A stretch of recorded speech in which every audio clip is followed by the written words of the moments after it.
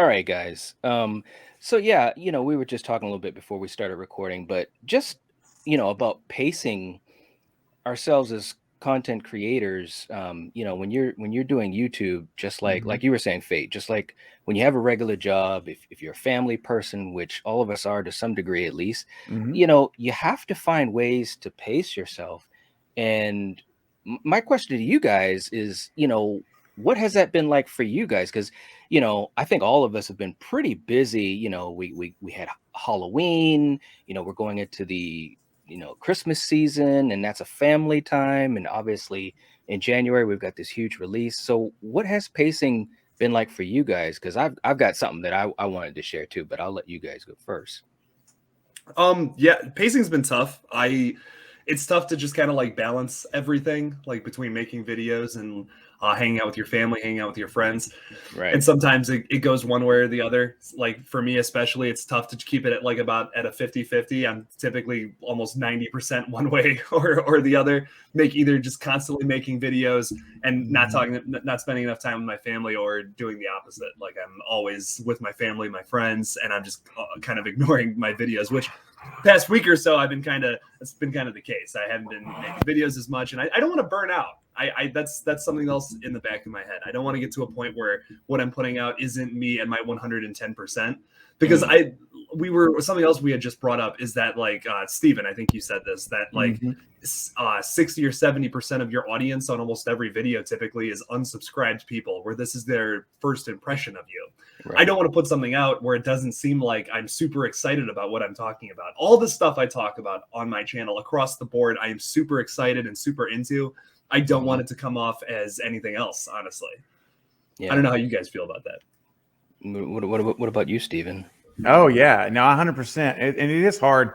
I find it, especially like probably the last, I don't know, 2, 3 weeks. Hmm. Uh, the content, like especially for Scream specifically, which is what really as you guys know, that's what I'm really focused on right now.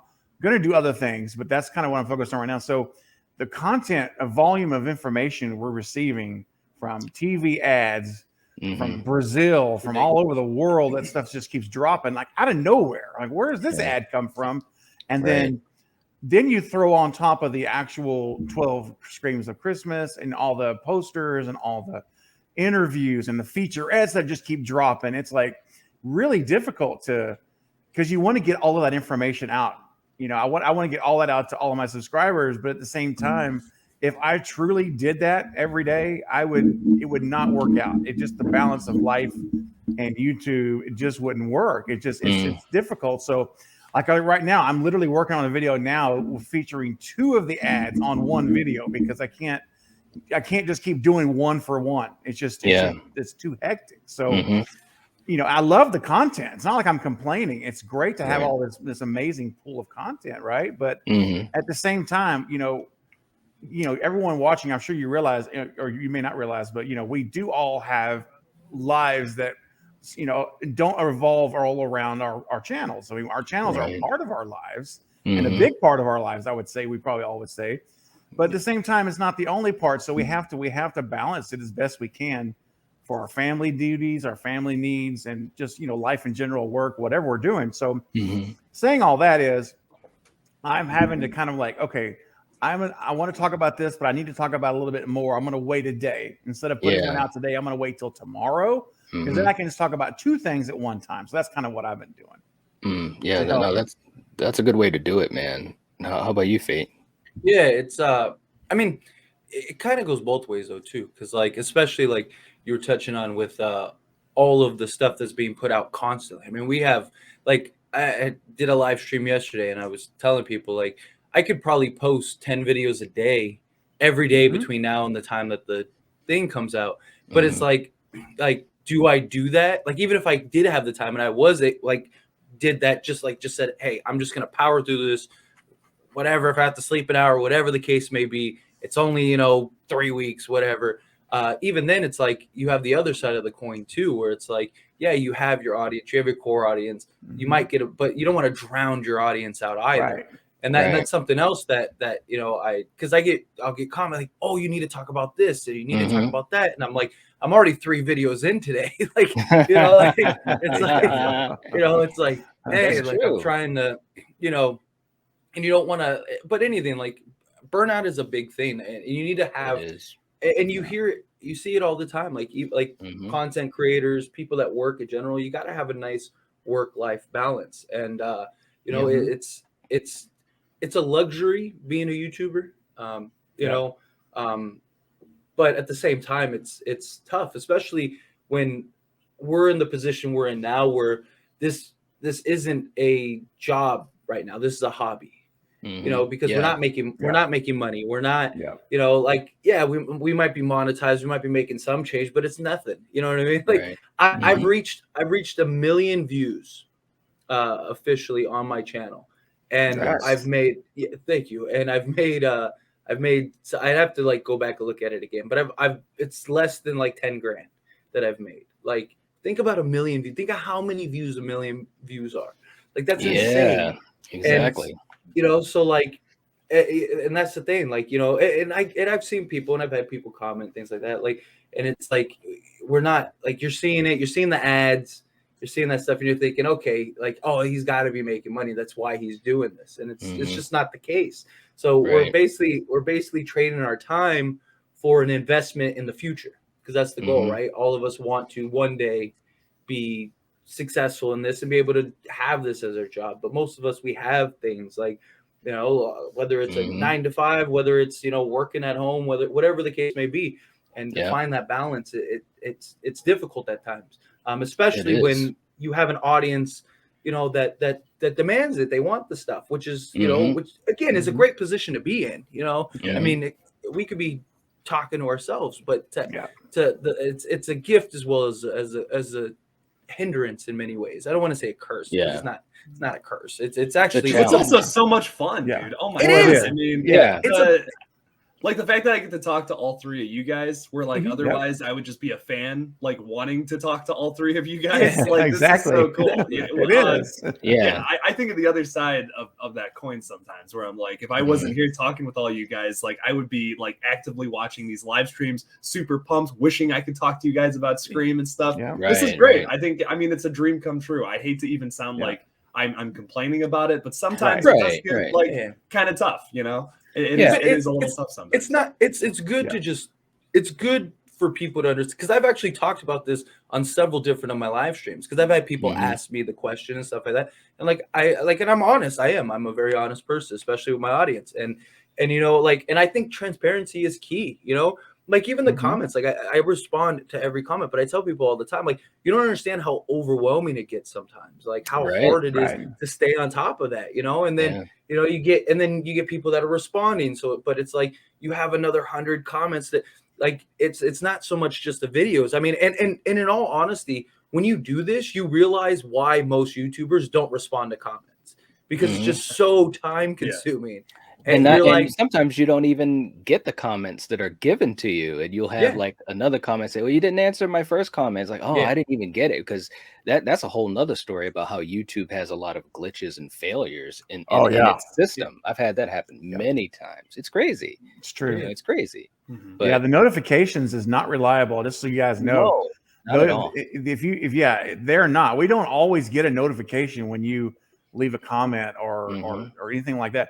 We do. It seems to me it's very random. Like sometimes I'll see comments and I'm like, oh, I didn't know that was there. It was like a day old. I'm like, okay, let me jump in on that. And so just remember that, guys. If you guys ever get frustrated, like, why aren't you guys responding? Well, a lot of times we honestly don't know. We just haven't seen it yet.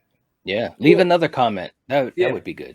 Exactly. Well, and I've even stated too. I've told like my audience, like, there will be a point where I will reach where I just won't be able to respond. Like, maybe I'll take an hour to do it, but at some point I'll get so many comments, it's impossible.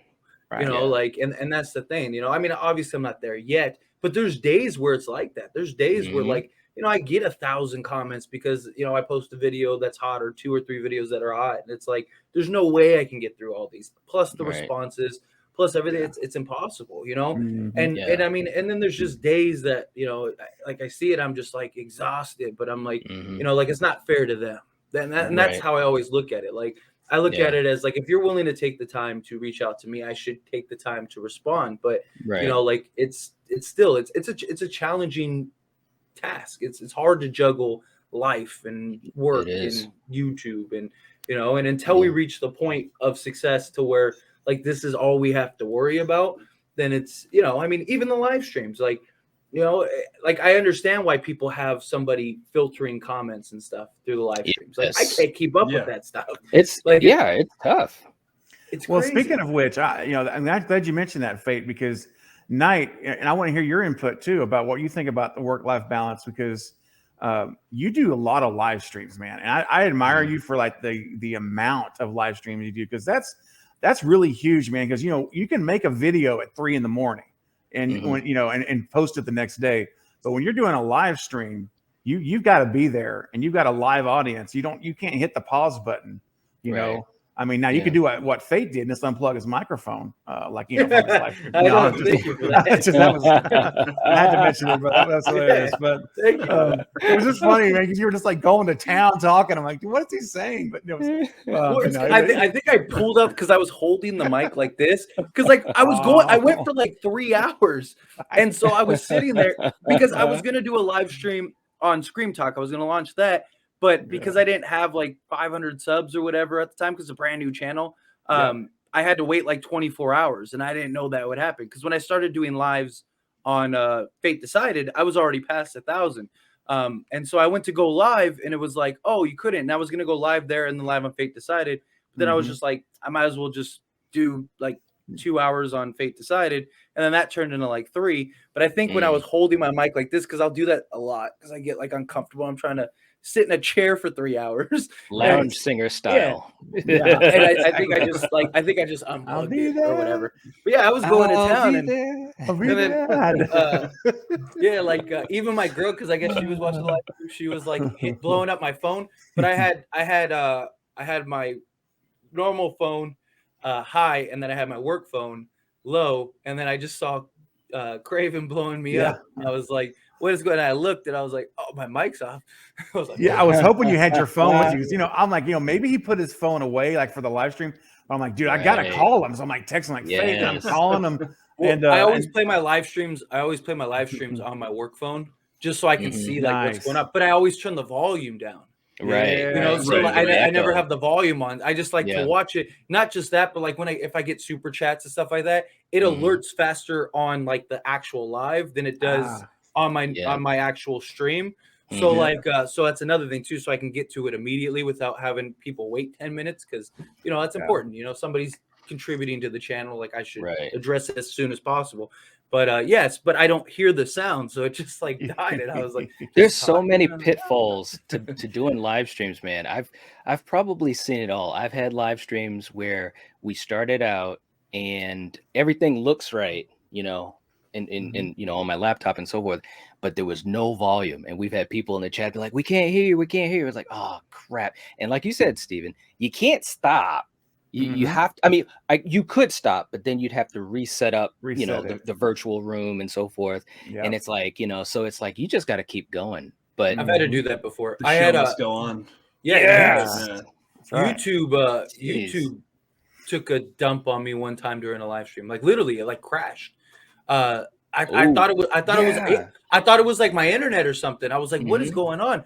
And then I got a notification from YouTube saying like, oh, we're sorry. So I had to like hit up everybody, go back live. Luckily, most of them came back in and were like, "What happened?" But I'm the one that looks like the a-hole. You know, it looks like Right. like this guy Mhm. can't afford internet. You know? Right. And I'm like, Increase your explaining to people- bandwidth.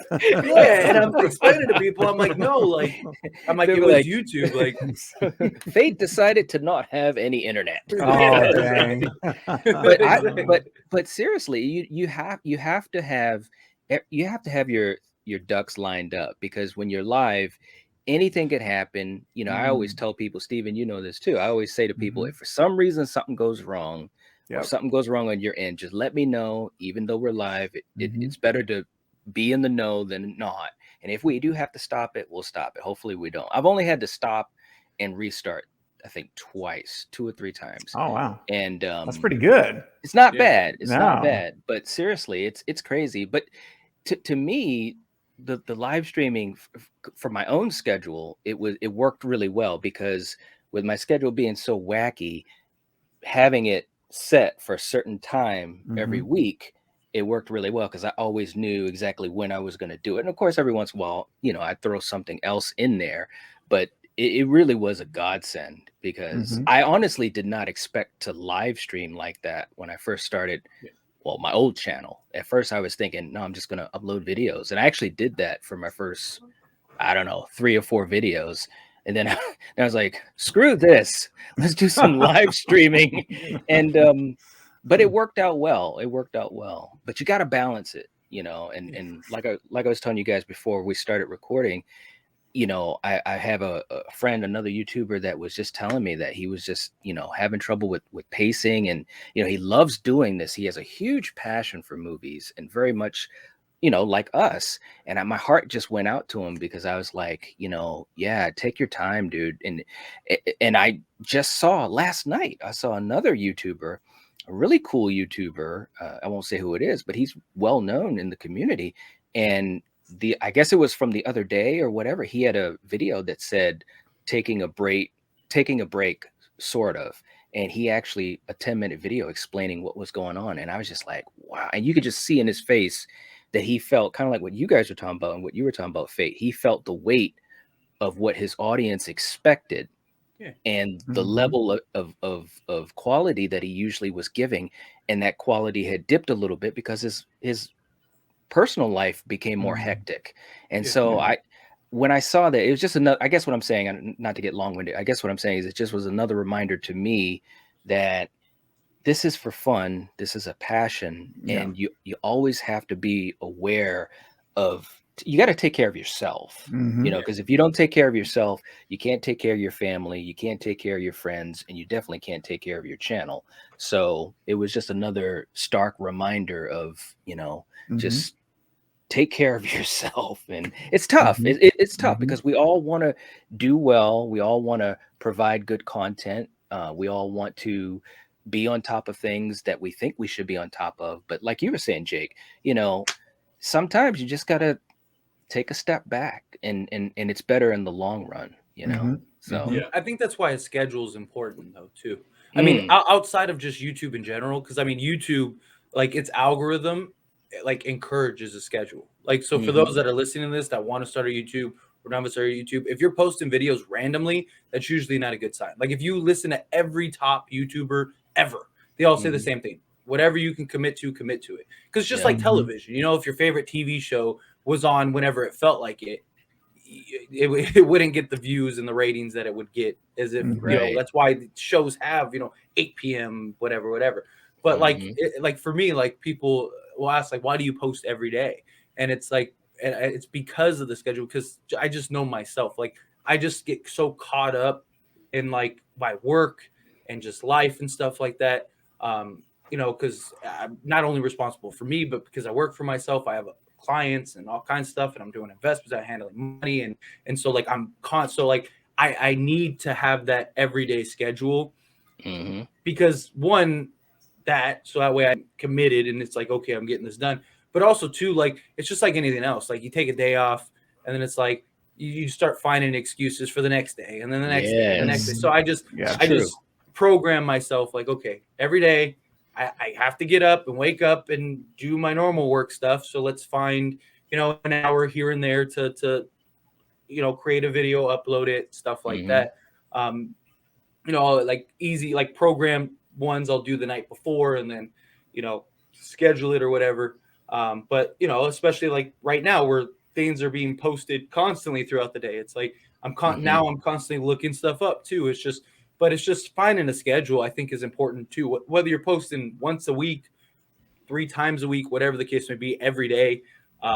It's just, I think that also helps you from not getting burnt out, because, humans are creatures of habit, Yes. Once you get in that habit, then things become easier, it becomes less. But it does. It gets you can burn yourself out pretty quickly. You're trying to do too much at once. Yeah. Yeah.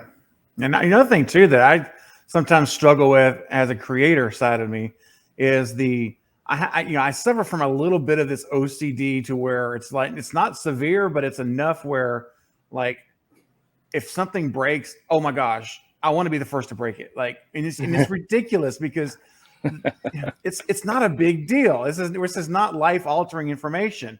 You know, it can be life impacting, but this is not the life and death.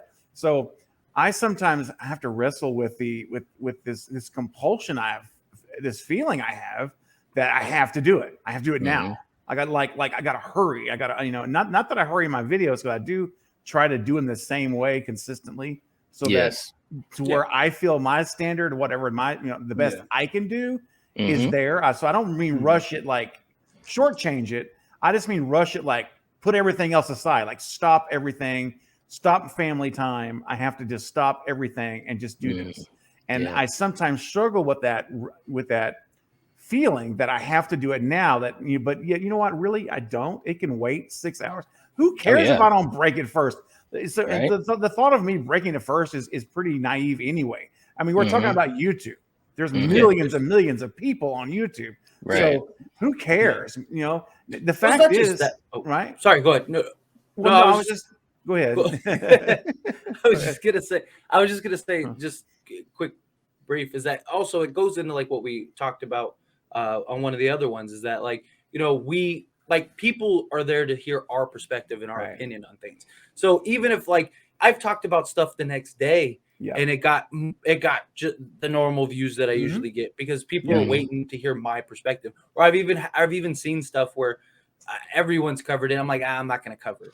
Like it's just like it's not important, it's not significant, it's anything. And I'll get like flooded with comments that are like, "Why haven't you talked about this?" And it's like there's you'll feel discouraged, but you should still talk about it because your opinion isn't out there yet. Exactly. I have that anxiety a lot. So like I have like if I'm late to the table on something, I don't even feel like I should talk about it. But it's like you should still put your opinion out there. You shouldn't worry about the views. Just worry about like your subscribers want to see this. So that's true. But the reason I bring up the views is because that's an indication on if they want to see it or not. You know what I mean? Like, ultimately you're right. But like at the same time, I don't care about the views. But I don't care. Like I'll put stuff out. I mean, you and me had a conversation about that exactly, where we were like, just post whatever you want. You can't worry about the views. Even if your subscribers don't care about Spider-Man, I was just about to say that, Jake. That is so Jake. funny. Hey, the collective has your back, Jake. I don't care what anybody says. But that's the thing, though, is that like it's your core audience, the people that because we all have subscribers, but we all have like that core group. Like I have X amount of people that I know that no matter what I post, no matter what I say, no matter what I do, like they're with it. The Scream Talk thing.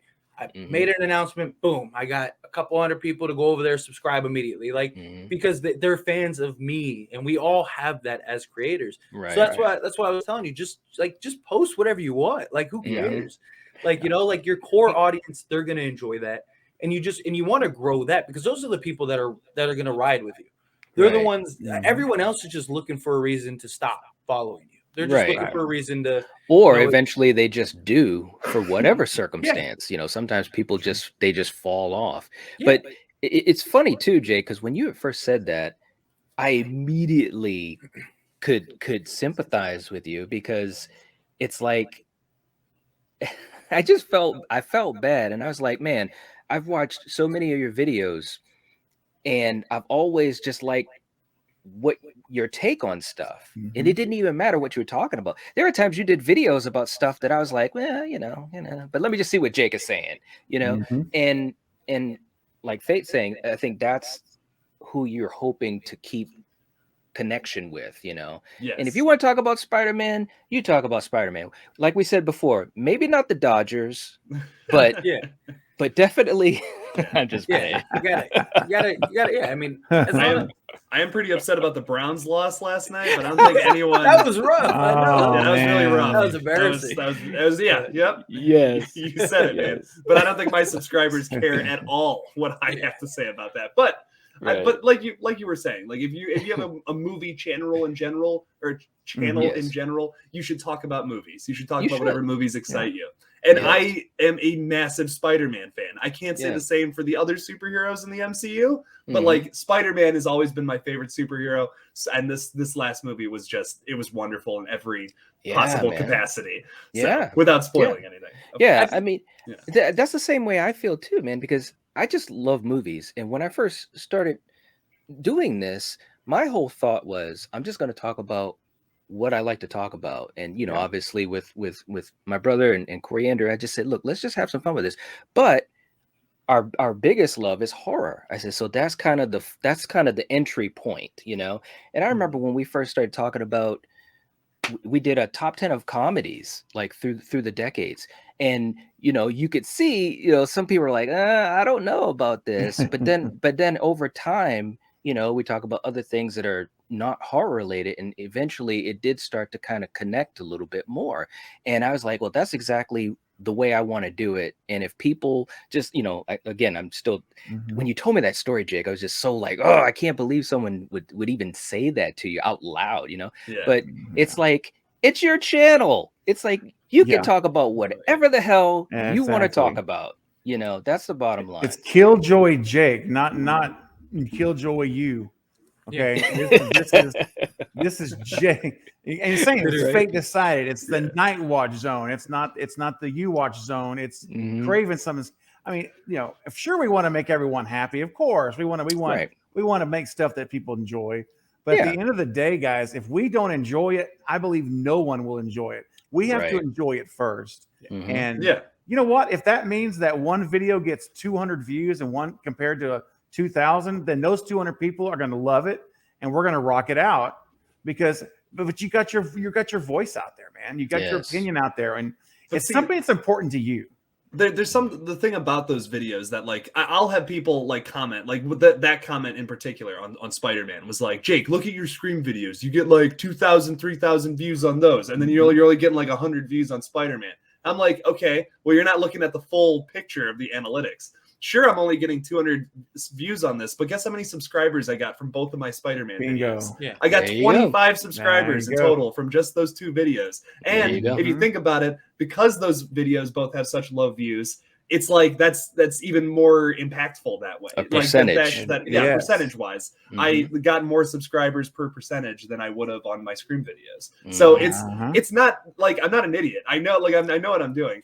Every Right. across the board, all those videos that only get like a few hundred views, those are for subscribers. I did one recently on the new Pumpkinhead remake, and that got me like 30 subscribers, and it only has like Nice. 400, 500 views. Yeah. So There you go, man. make. I was going to talk about that too on a horror breakdown either today or tomorrow. Yeah. So if you're like if you're I'm a excited for content that. creator and you're worried about not getting as many views as everybody else, just Mhm. look at don't just look at that. Look at everything that your analytics shows you. The one thing I will give to YouTube that's a massive plus is they show you like everything across the board about what your video is doing for your channel. Everything. Yeah, Mhm. it's great. Right.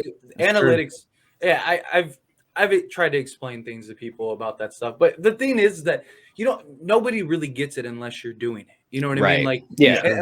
unless you're behind the analytics, you're never going to understand it. Like I can explain it to you, but like the Scream 5 thing, like people ask me all the time, like, why do you title your video Scream 5? Yeah. I'm like, Yeah, you have to. just Google search results. Yeah. Yes. Like the search Mhm. results, number one is Scream 5 because Yeah. yes, they're titling it Scream, but if you Google Scream, 96 comes up because Yeah. that's the film Right. that was out. That's the film that was established. People that are actually looking for it are looking up Scream 5. Like if it was Scream, then my title would be Scream. But no, I put it, and it's what the analytics show. It shows, I mean, it goes as far as demographic, your area, your which gender, which all that Ages, stuff. even Like, your the, ages. the time that all you that released stuff. the video. Yes. Exactly. You know? Yes. Yeah. Best I times love- to post your video. Yeah, I love when like I'll like post like a video and it says like your audience isn't generally at this time, but your video is still doing well. Like all those little like messages and stuff. I'm like, Right. yes. Yeah. I'm like analytics. But right. yeah, I mean it is.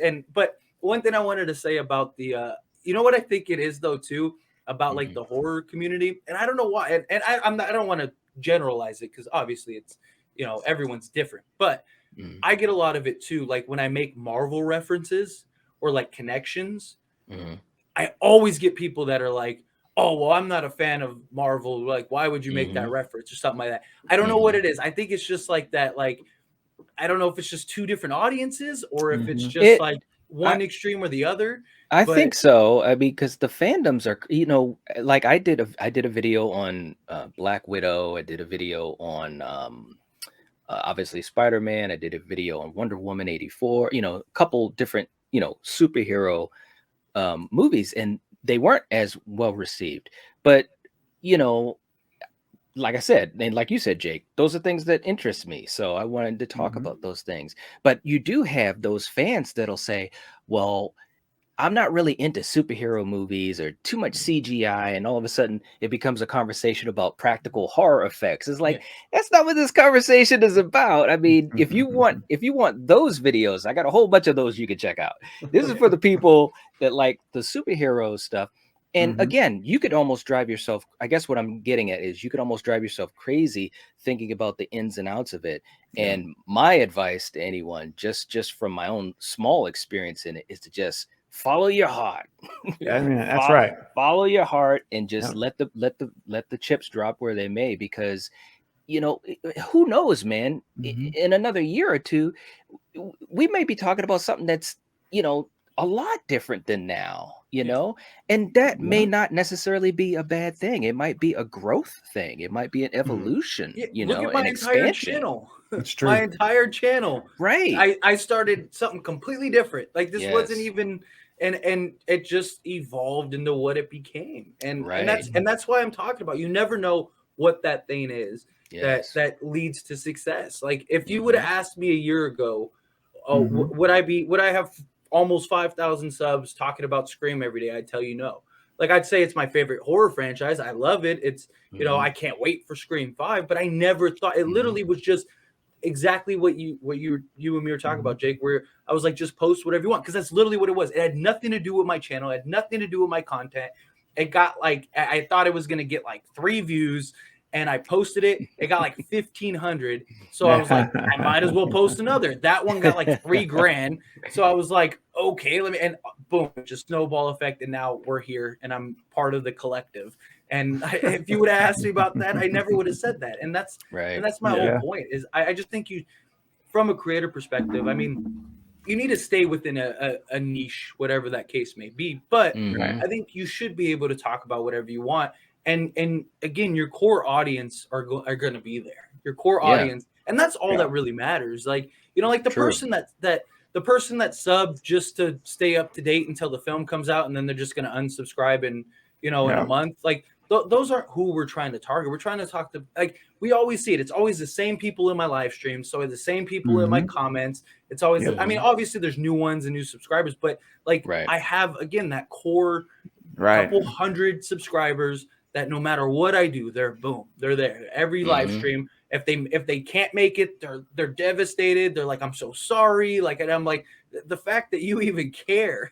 Right. I know. I always say it's no big deal, man. That's what replays are for. Absolutely. If you want to watch it, that's great. You know, that's right. Yeah, well, I think I'll end this kind of.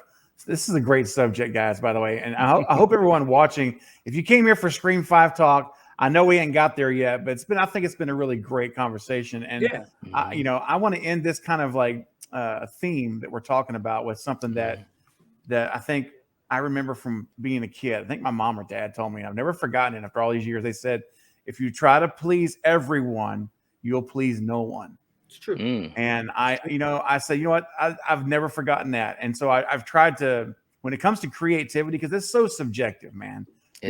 You put 5 people in a room and you'll have, half of them will hate you, or, it just doesn't matter at the end of the day. You can't please everybody no matter what you do. Right. So just make content you enjoy first. And I believe that if you do that, others will enjoy it too. And and I think that all of our channels are proof of that. I mean, to the point we're at now, the growth we're all at. I mean, people are watching because they enjoy us talking about what we talk about. So Now they may You're never not going to like be the only one.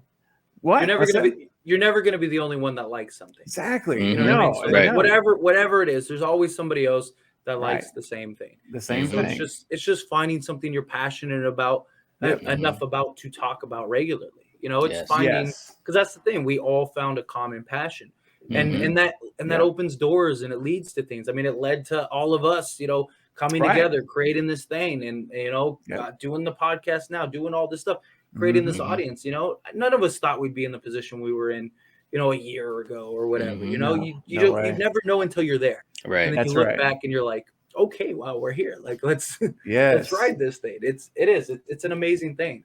Yeah. But It really is. It really is. It's a Welcome back, joy to Jake. do this. It is. What's up? Welcome back. I am still sick, unfortunately. Is what Oh, it's just no. funny. Yeah. Oh man. Oh, no man. bueno. I feel for Yeah. you, man. I really do. Thanks, Me man. I too, appreciate brother. Jeez. Man. I love being sick.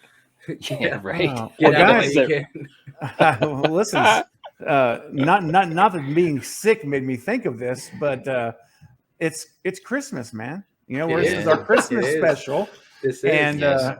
this will come out at 5 p.m. Central Time, Christmas Eve. I'm sure we'll all be posting this at the usual collective time. Mhm. And so, in fact, I've had several people already messaging me on Instagram and stuff saying, "Hey, when are you guys going to post on Friday?" And I'm like, "Yes. You know, it'll be normal time because we're trying to set that expectation of that Right. weekly Friday time."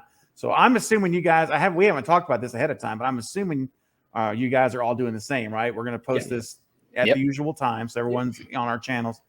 Mhm. But man, it's Christmas time. What do It is. what do we got going for Christmas, man? Anything you guys want to share? Well, I was gonna suggest, do we all want to talk about a Christmas horror movie that we all really like? Maybe. Aha. Well, hey, Or there maybe we go. or one that we don't like, maybe. Or yeah, there you Ooh. go. Either One that we or. don't give like, us too. one. Yeah. Give us one you like, one you don't like. Yeah. Wow. I think it's a great idea. There Yeah. we go. Well, That was a start good us off, twist. Jake. So I just watched. This is one that I would have recently added to my top 5. I have a top 5 Christmas horror movies coming out, or just holiday themed horror movies coming out like later this week. And something that has recently creeped its way up into my top 5 is Krampus from 2015. Oh, that was mine. I was going to say that. I've been on the fence Love about that that movie for a long time, and I recently watched the Naughty Cut that they just released. I just bought it from like Best Buy and all that. And dude, that movie's really grown on me. I think the first time I saw it, I thought it was like pretty silly, and it was like, okay, maybe they could have made that a little more like a little gorier and like kind of crazier, but it's a really fun holiday film, and it's nothing too crazy that I would say like, oh, you can't watch this with your parents or anything like that. Like, I feel like you could probably sit down and watch this with your parents, no matter like what their taste in Christmas movies is. It's basically just Christmas Vacation with a demon running around hunting people too. So like, I like that description. I mean, yeah, like the plot of this movie, it's Christmas Vacation, but it's just you got Krampus running around doing stuff to people. I don't want to say killing specifically, capturing one or the other, but it's from Mike Doherty, who I don't know if you guys know him or not. He did Trick or Treat, and he's from Columbus, Ohio, so like my stomping grounds essentially, which I think is cool. There's even I don't know if this is in the original cut or not, but in the Naughty Cut, I noticed this maybe for the first time. Mind you, I haven't seen this since it was in theaters back in like 2015, 2016. But there's a scene where the main kid from the movie comes downstairs and he has all of his Halloween candy, and he's like, here, guys, this is part of my stash from earlier in the year. And when he opens it up, Sam's sucker from Trick or Treat is in the box. Really? Yeah. Oh, wow. Isn't that a great reference? That is a great reference. Yeah. I don't even remember that. Wow. I think that's just part of the Naughty Cut, because I don't remember seeing that either. I feel like that would be something I would remember from that film, but no, yeah. Wow, so. That's a good one. I like that. It's fun movie. Yeah. How about you, Fate? I was going to say Krampus, but he stole it from me. Another one that I think is underrated. It wasn't like a huge blockbuster. I had to look up the exact name just to make sure real quick. It's A Christmas Horror Story. That one's pretty good. If you haven't seen it, it's not like a huge like blockbuster. I believe it might be on Netflix. Let's see, watch options. Yeah, oh, it's on Amazon Prime. Okay. I have it on Amazon Prime right now. But yeah, it's like it's just like I'm trying to think of how to explain it without ruining it, because it's it's excuse me, it's a Christmas horror story, literally. But it's like this interesting roller coaster ride, and you have like this you have Krampus and you have Santa, and it's just it's like it's I don't know. The first time I saw it, I was like, this is okay. Like, I thought it was another B movie. I've seen it probably 5 times because it came out in like 2008 or something like that. And since then, I every time I watch it, I like it more. I'm like, this actually isn't that bad. So that's a little underrated one.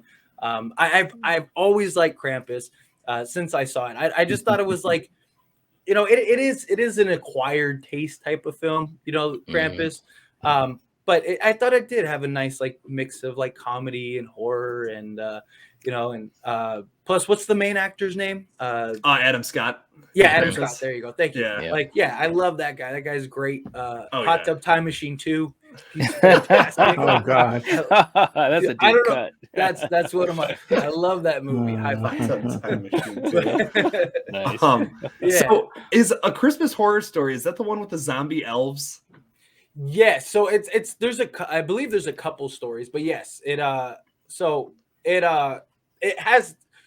the main story that like you find out everything in the end, but yeah, it has like a couple like little things, but yeah, I believe there are like zombie elves in that. Because I remember that is coming to mind. I'm like, okay, I definitely remember that from this movie, but like I like just looking at all the pictures and stuff, like the Krampus and all that. Yeah, that is like, wow, I got to do a rewatch on that. That's that looks pretty crazy. It is. It's like it's like I said. It's definitely like, even when you're watching it, it's definitely a B-rated movie. It's not like a huge like blockbuster. But the effects are great. The graphics are great. It's really good. Like Krampus looks great. I wish I had an image to like pull up, but it looks great. Like it's really well done. And it's just a fun film. I mean, most of the Christmas films aren't these like, huge, great quality films. Right. You know what I mean? They're not like, it's, they're usually hit or miss, but it even has an 83% on Rotten Tomatoes, which is great. Wow. That's surprising. I didn't think it'd have that. Holy I mean, the cast, moly. it has a great cast. It just, I mean, you got William Shatner. He's like the radio host. Well, you've sold me already. Yeah, it's right. Yeah, it's just like, it's just this. It is. It's just this like. It's basically like this DJ telling these like Christmas horror stories, and it's just like this whole thing's like intertwined, and like I said, there's like the main story, but there's like a couple like little stories, and then you have like the main story at the end. Just overall, it's just, I don't know. It's a fun film. You got to check it out. If you haven't seen it, it's one of those like you got to see. Like I watched that, and then Jack Frost. Of course. I made a video on Jack Frost. That's great.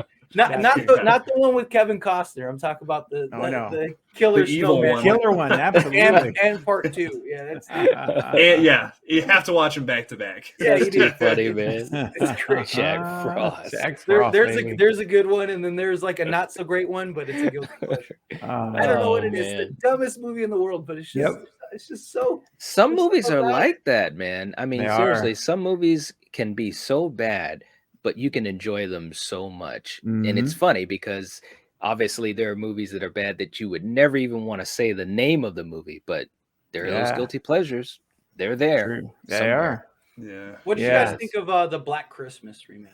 Okay. All right. Let me stop you. Can I stop you guys right now? Because that was actually where I was going right now. I was going to talk about, because you guys talked about some good movies, and now I was going to be the Grinch and talk about one of the most horrible, wretched horror remakes I've ever witnessed. The remake of Black Christmas. This movie is worthy of a toilet flush at every opportunity. It is so bad. It is so horribly written. And the whole big reveal, which I won't get into, when you find the reveal, I'm like, are you kidding me right now? Are you serious? We're doing that. That's the big reveal. Because, the potential, look, they set it up as a mass killer kind of thing, which, that's right up my alley. Yeah. And the original, and I saw the original, I'm like, and it is a masterpiece of its time. There's no doubt about that. In my opinion, it is a masterpiece. And then you bring this, and like, oh my gosh, it was so bad, guys. I don't have enough adjectives to actually describe this movie and how I feel about it.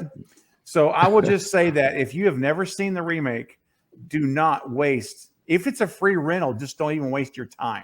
That's how bad it is. Even if it doesn't cost you money. Yeah. I think it's on like Netflix or Hulu or something like that. It's pretty sure it is. I saw it recently.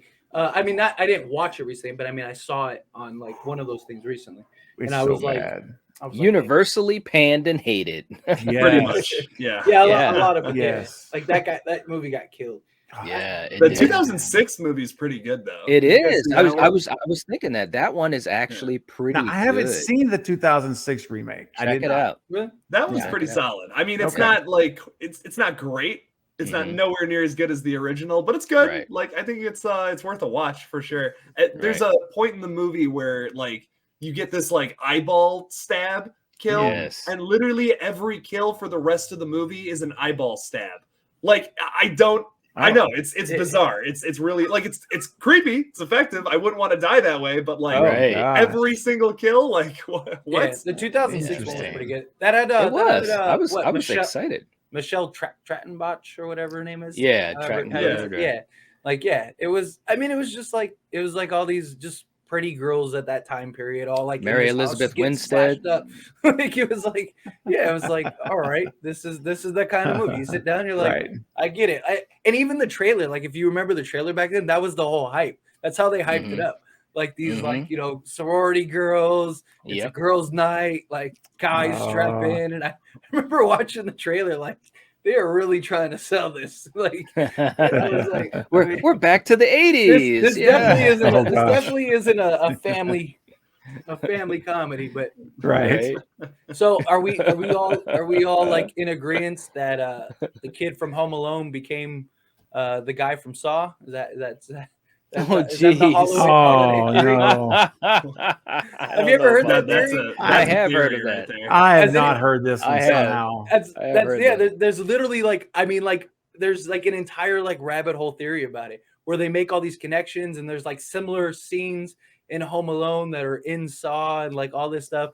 Basically, that the kid that got left alone in Saw, Macaulay Culkin's character, became what's his name from Saw. Yeah. Jigsaw. Has James Wan commented on this theory? I'm wondering, is James Wan? I don't know that much. I'd like to right? I don't think he'd like that theory. Right? I just don't think so. When Lee Winnell and James Wan, they're writing this movie, they're just like watching Home Alone in the background. Like, pause it. Let me get that in the script. Hold on.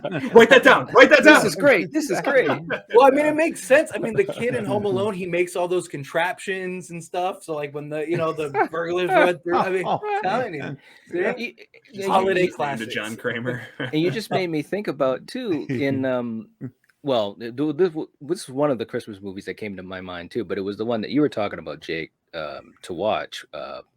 Better Watch Out. Yeah. And they had that scene where they were talking about Home Alone and I want to see if this really works and this and that. And I was like, oh my God, this is horrible. But the movie was great. I gotta admit. I heard about it. Yeah, man, you got to check it out because I'm gonna watch it this week. I heard about it, but I never watched it. And Jake was saying, "Yeah, you guys got to see this." And the best part of it was a great movie, and I won't spoil anything. But the best part about it is it starts off one way, in a certain way that you're thinking it's going to go, and it takes a left turn. Yeah. And I was like, "Wow, I did not see that coming." I haven't had a lot of twists get me recently, and that was one of them. That was one where I did not see that coming at all. Totally blindsided. So go into it blind. Don't look up anything about it. Just watch it. Yeah. Don't even read the synopsis for it. Although that didn't give it away, but just go in blind and just sit back with the popcorn, man. Because when it did that, I was just like, what? I was like, WTF?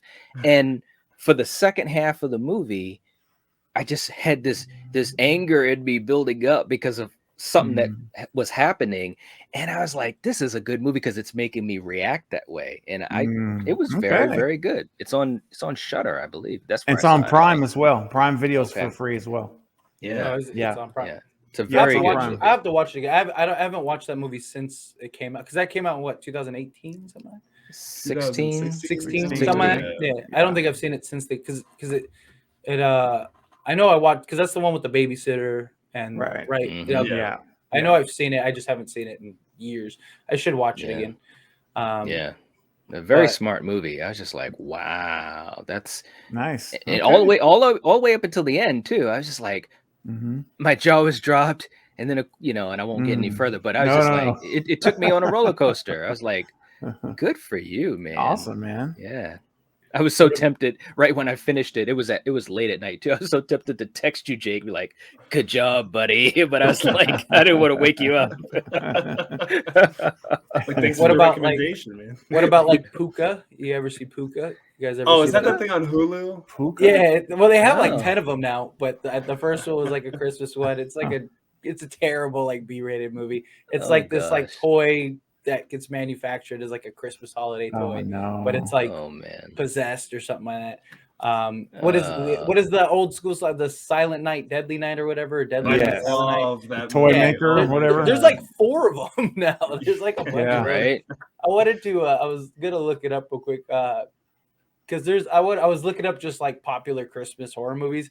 Dead End is listed as a horror movie. I don't know if that's a horror movie, but it's a great movie, or a Christmas horror movie, but it's a great movie. Dead End. Dead End. I don't think I've seen that one. That's the one with what is her name? The chick, Graven. We talked about it in Nightmare on Elm Street. She was the teacher. Lynn Shay. Lynn Shay. There we go. I don't know why I The blanked. Oh, okay. godmother. Yeah, it The has Lynn godmother Shay. of horror. I think the reason it's listed as a Christmas horror movie is because they're going to like for a Christmas holiday. It's a really great movie, like great. Okay. It's like it's one of those movies like you're like, what is going on? And then like once you like realize everything, you're like, oh, this is great. I'm surprised none of you have seen that. That's No. yeah. But if it's, Lynn Shay is in it, I'm definitely interested. oh 'cause yeah, I it has love Oh, it yeah. Lynn has Shay. it has a great cast. It has Lynn Shay. It has Ray Wise. It has Ray Wise. Cool. yeah. It's one of those psychological films. Oh, okay. But yeah, Oh, yeah. it's Well, you got it my is- attention now. it is really good. Let me Okay. see. So they have it free on Amazon Prime, Dude. and nice. they It's have on it on. Tubi. Oh, they have it on Tubi. Yeah. Well, So there you go. Tubi's pretty um, awesome. yeah, It so, is. Dead yeah, End, Tubi is alright. awesome, especially for Yeah. horror. But yeah, Yes. it's Oh, yeah. yeah. Like this is a movie. It came out in 2003. But it's a really great movie. Like I got 2 I've movies yet, to watch this week. I have now. yet to meet anybody, and of course everyone's always different, but I have yet to meet anybody that's like that movie was terrible. Like every person I know that has seen it is like, that's a great movie. Hey Like- Jake. Nice. Okay. Hey Fate.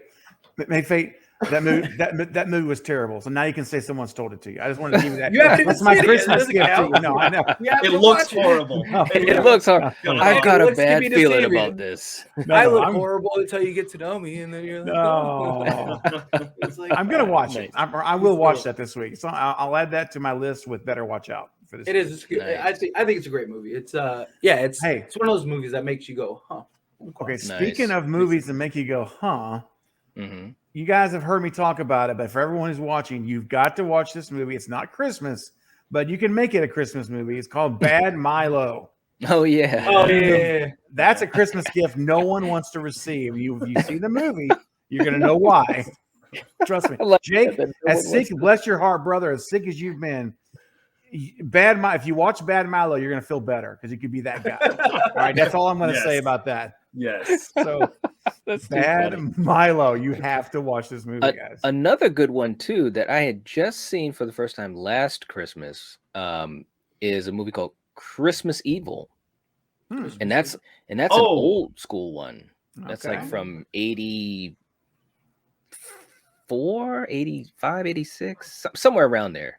It's from the early 80s, but it was really good. I Okay. couldn't believe it. I enjoyed it, and it does have a little bit of a psychological Mhm. vibe to it too. You know, you basically got this kid that goes through something, and when he grows up and and I don't want to give anything away, but Hmm. and the ending is bonkers as hell. Okay. But good. It's a good All movie. right. I have a Yeah. question. Mhm. Is Scream a Christmas movie? Oh, I've seen this mean- debate Oh online. Lord. It depends how you define a Christmas movie. If you define a Christmas movie as being released at Christmas time, yes. If you define it as having a Christmas tree or content in the movie, no. That's how I Oh, check. wow. That's what I put on it. Because the biggest like Christmas debate I think I've ever seen is Die Hard. I You was know, just oh, about to yeah. say that. Like, Die Hard's everyone- a huge Yes. debate. All right, well, hold on. Biggest Now- debate. Now, I've got a couple of friends that have been talking about this the last couple of days, and they know Yeah. how I feel about Die Hard. So let me just ask you guys, Die Hard, is it a Christmas movie or not? Yes. Yes. I'm gonna say easily yes. Yes. Come on. I come think on, it is. Steven. No, Okay, it is. all It right, is. I think okay, it is. All right. It Don't takes be that place guy. on Christmas. It Yeah, does literally. It takes place on Yeah. Christmas. Yeah. How is that not a Exactly. Christmas movie? Right, right. And, well, again, Yeah. it goes back to defining terms, right? Because when you tell someone it's a Christmas movie, a lot of people generally think that means it's Christmas content. Like, oh, it's going to be about it's a Hallmark movie or some kind of Christmas Right. content. So Right. that's where people get upset. Is when I'm like, that's not a Christmas movie. I'm like, yeah, it is. It's on for Christmas time. Yes, and I think that's where the debate comes in. Like people's expectations they just define it differently. Right? Yeah, absolutely. Well, and some people are just like, oh, Die Hard's an action movie. That's Right. not Christmas. It's like, look, it's a Christmas movie. And that's just all there is to say about It it. is. in What my about opinion. Friday? Is Friday? Oh, man. Maybe. I could kind of. I've heard that debate too. Yeah. Do you think it is, Fate? Yeah, I mean, you got the scenes. where I they think the dress door up. is open. Yeah, you Door's can open. make the argument. Okay. All You can right. make the argument. I can see the argument there. I mean, I mean, you got to look at it like there's different types of like I'm sure there's people that don't consider like Krampus and stuff like that like actual holiday Christmas movies. There's Right. holiday Mhm. cheer movies, Right. good Right. feel Right. miracle It's movies. not something they Family. would watch on Yeah. Christmas. Yeah, I get Right. what you're saying. Yeah, I get what you're saying. I mean, Right. Yeah. but then Jaws you had the stuff like Revenge is a Jingle All the Christmas Way. movie. What was it? Jaws the Revenge is a Jaws Christmas the movie. See, there you go. Yes, it takes place man. on Christmas. You know what, Jake? You got to do a video that just says, "Here are the Christmas movies that you didn't know about," and you just Yeah. throw those You know, out there. I'm I'm gonna- serious. Friday. I'm gonna throw my Jaws, list out you the have Die window. Hard, you have- Like my top 5 list is like Krampus and like Better Watch Out, like movies for like my top 5 Christmas horror movies. I'm gonna just completely get rid of those, and I'm gonna talk about like Die Hard and Jaws Yeah. the Revenge. Do it. Like Yeah. just all these super obscure movies that just Yes. happen to take place on Christmas. Yes, That'll you be the should. video that blows up too. It Oh my will. God, I was yeah. just That'll be thinking the- that. That'll be the No. video that gets you like. All you'll We'll be have so seeing much is debate. clickbait comments, clickbait. You're Oh, yeah. Those It's are the exciting, man. That's so annoying, dude. Like, come on. Yeah. You know what's so funny is that if someone really hates this video or a video, Mhm. the fact that they actually, first of all, they watch it, and then secondly, they actually comment on it. I'm like, dude, you're giving more effort than like 80% of the people that like the video, dude. Right? But most people don't even comment, and Yeah. you're actually commenting on a video you hate. Thank you. Yes. It's like, really? It's true, man. I It's just don't true. get that, man. It's true. Clickbait. Okay. Well, I guess Here's it a- worked. Here's another Christmas question too. Do you guys enjoy A Christmas Carol? Yeah. Yeah. Oh, I love the story. Like Charlie Brown's Okay. Christmas Well, Carol. Well, You gotta, yeah. gotta watch all the Rudolph the Red-Nosed Reindeer. You gotta watch Frosty the Snowman. Rudolph. You gotta Man, watch all those classics. I'm not gonna lie, man. Frosty was on, I think it was not this past Saturday, but the one before, I think. I can't remember. Anyways, it was on. I had to sit down for about 15 minutes and watch it. You gotta watch that. I'm man enough to admit it. And seriously, as I'm watching it, my mind is just going back, to when I was a kid. I mean, Yeah. like there was cool shit like that on TV for kids Yes. back then. Right. It's I kind of miss that. What Even did I Miracle watched on that. 34th I mean, like Street? I'm a Yes. younger guy. I even watched like Rudolph the Red-Nosed Reindeer, Frosty the Snowman. Yes. The Island of Misfit Toys is another really Yeah. good one. Mhm. Like Oh, yeah. I feel like every kid is familiar with those, which I think is Mhm. awesome. Yeah. Yeah. Like, Yes. that's so cool. It's part of like mostly everyone's childhood. Yes. What about true. What about all of the other reindeer? Remember the little dog that becomes the reindeer? All the other Oh, reindeer? yes. Oh, All of barely. the other reindeer. It used to be a Barely. book. It used to be a book. Oh, And then Yes. they finally made it into like a cartoon. It is like the little spot dog that Yeah. like Oh, becomes man. and he takes the place of Rudolph for a day. Okay. That's awesome. I got it, guys. You ready for this? Hold on to your seats. Okay. Ernest Saves Christmas, baby. Ernest Saves Christmas. Ernest Saves Bring Christmas. that is a Bring it back. great Christmas movie. It was. Seriously. Actually, man. it was. It was It a good was. story. He had a Jake, good run. That's He one did I'm gonna have have a to good look up. run. Jake, you've got to see it, dude. Seriously, man. And Jake, I know I know you were talking about pacing yourself, so this is so backwards. But seriously, man, if you make a video like that, He's gonna. You got to Yeah. put Ernest in Oh, there, I'm, so, dude. I'm doing it now. I'll click on that so quick. Yeah. Dude, I literally like I'm filming it today. I have the Santa Claus costume ready to go. Like What I only about the pull it Santa out this time of year. It's covered about in the blood. Santa It's gonna Claus? be great. Oh, With Tim my Allen? God. The Santa Claus? Oh, Yes. that Claus, movie? yeah. There's Okay. like 3 of those, right? Yes. Yes. The first Great. two. The first two are the best ones, but Yeah, I good. absolutely love that movie, man. Yeah, the original mean- one. I love the original one. Yes. That Elf. one's good. Elf is another Elf. one. you Elf's got. a great one. Oh, such the a night good show. before. The night before is Yes. really good. I like That's that It one. is. hilarious. I forgot about Yes. that movie. Have you guys ever yeah. seen The Family Man with Nicolas Cage? Yes. Yes. That's No. a really No. good movie. That's surprisingly a really good movie. Okay. Yes. Yes. yeah, It actually definitely check is. that It's one not out. bad. Yeah. There's a Oh, there's a Bad lot of Santa. great ones. Oh, Bad I hate Santa. that. No. You don't like Bad Santa? That movie was horrible, dude. I'm sorry. I That could not- movie was Billy great. Bob. I could Billy not. Bob Thornton is my hero. Dude. I Right. live I my think life it's just by him. something about Billy Bob. I just can't get into his movies, dude. I've tried. I Oh, just yeah? can't do it, man. Yeah. Oh, No. what about Gremlins? Oh Yeah, yeah, Gremlins. There you Yeah, go. Sure. That's a Oh, Christmas yeah. movie. Yeah. Okay, Wow. see? Now, Gremlins is great. Fate, you mentioned it earlier, and it was kind of like I think underneath everyone's conversation. I don't know how many of you heard it, but I picked up on it, and I want to get back to it. Jingle all the way, baby. Yes. That yes. movie was it. Like I think it's a classic in my It house. is. It's a I classic. watch it every Christmas. Yes. Yeah. It's Arnold so was good, dude. Sinbad was so funny in that. Wasn't he Sinbad was funny? hilarious. Yeah. God. Gosh, He- dude, he was he- so That's great. He just had man. so much energy, and he was just like pinging off the charts, and it was so funny with Arnold. And first of all, let me just say this, and people that watch me know I'm a huge Arnold fan, and as much as I love him in his action stuff, and I'll always love him in those things, he has great comedic timing. He is does. actually Right. really funny. Oh yeah. And Jingle All the Way, he was hilarious. Oh my Agreed. God. And then Great movie. you had the late help me out, Hart, the guy who's passed away. He was the neighbor. It's Tim- Gary. uh, Oh my God. I'm embarrassed. I forgot his name. It's from SNL. Yeah. You know the guy Phil who- Hart. Phil Hart. Phil Hart. I knew it was Yeah. something Hart. Yeah.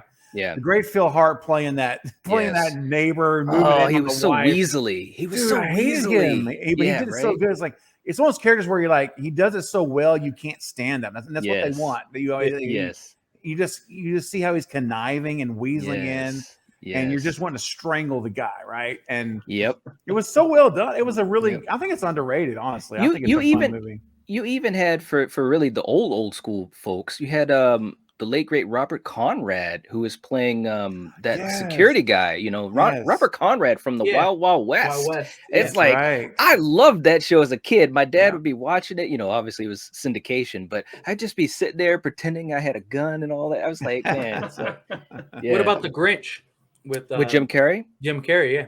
Yeah, I like Oh, that man, movie. I do. I like Yeah. it. I remember. like I it. remember when, because I grew up in California, I was born and raised out there.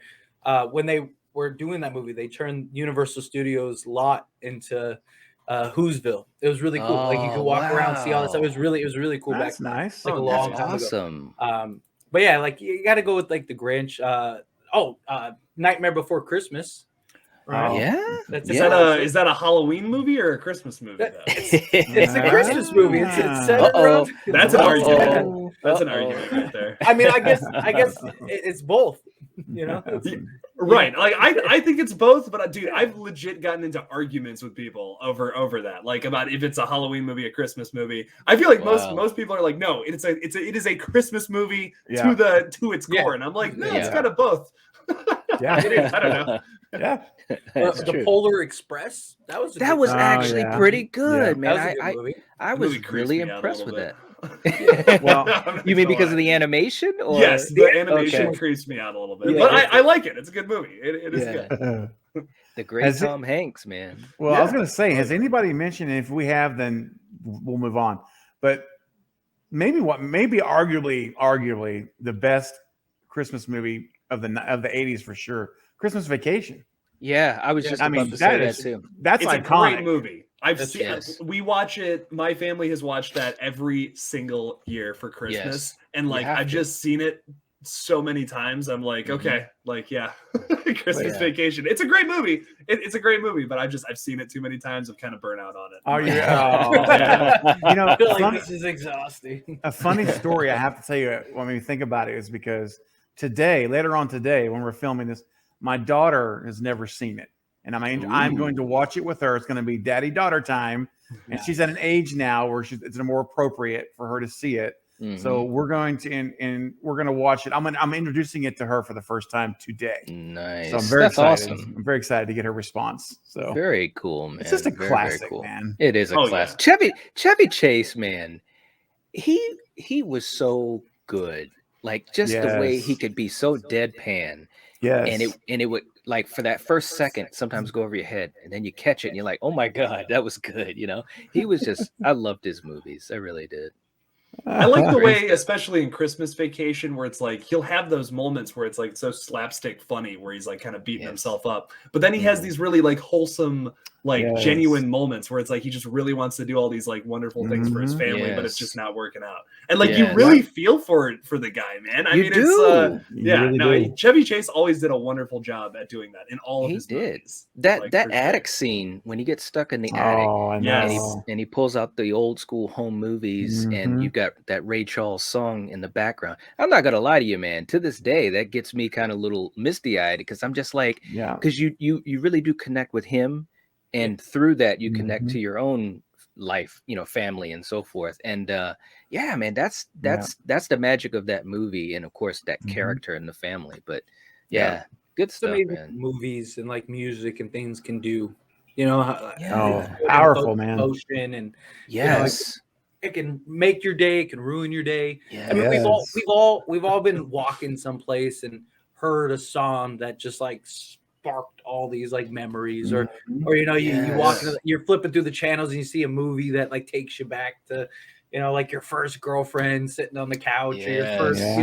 you know, you're the Yep. first movie you saw in a theater or whatever. You know, it's Yep. like it's That's an amazing excellent how, point. yeah, it's amazing how art really in general just really true, can, man. Can invoke all of those things. Yes. Yeah, it really can you can connect with it on so many levels. And I was just reading this article the other day. The Lord of the Rings is 20 years old. That's crazy. And I'm like, Yeah. God, I'm getting old. But Mm. but the Return of the King, well, first of all, I think Lord of the Rings, just in my own opinion, one of the greatest trilogies of all time. But Oh yeah. whatever. But at the end of the Return of the King, you got all this emotion going on. You've been following these characters through these 3 movies, so forth, so forth. And then at the end, you've got, in my opinion, a wonderful, wonderful singer in Annie Lennox singing, I believe it's Into the West. And it's a beautiful song. It's an emotional song. And they're showing the credits and all the the actors, but they've got these drawings. It looks like an old school, like you're reading Tolkien, and it's old school drawings of the actors, and it's kind of like moments throughout the whole trilogy, because some of these actors obviously didn't make it through the whole trilogy. And with her voice and the song and the words, I kid you not, man, that gets me every time. You know, it really does. It's a beautiful song. Anyone that doesn't know, they should check it out. You know, Oh, you want man. to, you know, since we're on the subject of music, it's amazing that Mariah Carey has gotten bigger because of her Christmas music than anything else. I mean, That's think about true. it. I mean, seriously, she's still getting brand deals and endorsements Yes, off that's of true. All I Want for Christmas and stuff like that. Like, I mean, Exactly. It's crazy. it is. And there's still so many like memes and stuff about her. Like you still see all these jokes about, oh, this is the time of year where Mariah Carey comes out of her shell Yeah. to sing that one song. That You one know what I song, mean? man. She got killed. What was it? It was like 2-3 years ago. She did that live show, and they Oh, told that her was to, brutal. they told her to do they told her not to do it live, but to do the recording, and she didn't want to. And Yes. and yeah, she ended up going on there and just I mean, She should have done the I mean, recording. She should have done the Yes, recording. I mean, it was one of the worst performances ever. She got killed for it. I And of remember course, that. and all the That's- PR. I mean, it was actually really sad, you know, to see, like, because I mean, that voice is just something. The closest thing to that is Ariana Grande. Ariana Grande's voice is just She does have a good voice. It's unbelievable. For as She tiny does. as she is, you'd never expect it. Like, That is true too, man. She is like- Yeah, she's a peanut. because Mariah Yeah. Carey's at least she's like 5'10" or something like that, 5'9", something like that. So I mean, so she's belting that out. But I mean, it Yeah. is. I've always thought that's funny that, like, you know, she's even to this day has all this success with her Christmas music. And her Oh, yeah. voice, her voice is legendary, especially Yeah. you know back in her early career. Yeah, And- 20 years ago. Yeah, and the things that she could do with her voice was just so fantastic. And obviously that song, it's a great song. It's a great Christmas song. The only person you know, Ariana Grande is amazing, but the only other person that really makes me think a lot of that type of level, like a Mariah Carey level, is Adele. Like Adele is just, when I listen to her sing, you know, especially some of my favorite songs of hers, I'm just like, wow, man, you got a great voice. I saw a performance that she did where she brought Celine Dion, who obviously legend. Yeah. Oh, She yeah. brought Celine Dion, and they're just, you know, they're just singing together. I'm just like, this is just not fair. The amount of talent between these two ladies. This is just amazing stuff. But That's one Yeah. thing I've always wanted. I've always wanted a great singing voice, and I don't have that. I don't necessarily want it to be famous or anything like that, but like, Right. how cool would it be, like, if we were all just here and I just Oh. belted out this beautiful Just melody? start ripping, right? You know, Just just like don't- riff. Don't Oh, get me yeah. going, Fate. Oh, man. Man. Get me Ah, going. Hey, Like, you know what? Night, I'll be there. You don't want to hear me sing. You Well, don't want I to hear gotta me s- sing either. Oh, come on, Night. Why did the No. collective die? Dude, yeah, the death of the collective. They made great videos till they started to sing. You know, they stopped They're just talking and singing in started every singing. video. You know, I'll get us all canceled. Oh, hey, I have to say, well, on the subject of female singers, my favorite is, well, those are all really good. Night, those are great, but my favorite is Sia. I think Sia has got Sia. some chops, dude. Yeah, she Yeah, does. she's got a good voice. She really She can does, kill it, man. And you know, it's Yes. funny because when I first heard her, the first song I ever heard from her was Chandelier on the radio one time. Mhm, mhm. And I'm like, oh, this is just some you know, manufactured, produced, auto-tuned person like they Right. all are, cookie cutter. And then I said, you know what? I want to find out if this girl can really sing, because I have a really high standard of like vocalists I listen to. They really like, if you can't just hold a mic or even stand and just sing right in the room and be good, then I really don't like to listen to your music. I know if you have to be processed, I don't care about it. So Mhm, I pulled up a live video of her singing with just a piano. mhm. Bro, I said, okay, I dropped the mic. And this, I had total respect. This, she's legit. Like, she legitimately can just walk in a room and just belt it, man, Mhm. and be Agreed. really, really good. So she's the real deal. Like her, Christina Aguilera, Christina Aguilera these was are incredible. real deal singers, man. Yeah, Like, that's Well, true. with Sia, like, the thing that I always thought was funny is that, like, you know, she'd come out as like Cousin It, and like, yes, Yeah. won't show her just, like, face. and just be Mhm. belting out some stuff. You're just like, what? No, Right. For, like, she the just stands longest there and she time. doesn't move. Yeah. Fate, like she Just stands there like, and just like still and just ripping, dude, like just Yeah. shredding it, man. Yeah. Like, dude, that's talent, bro. It is it's a talent. trip.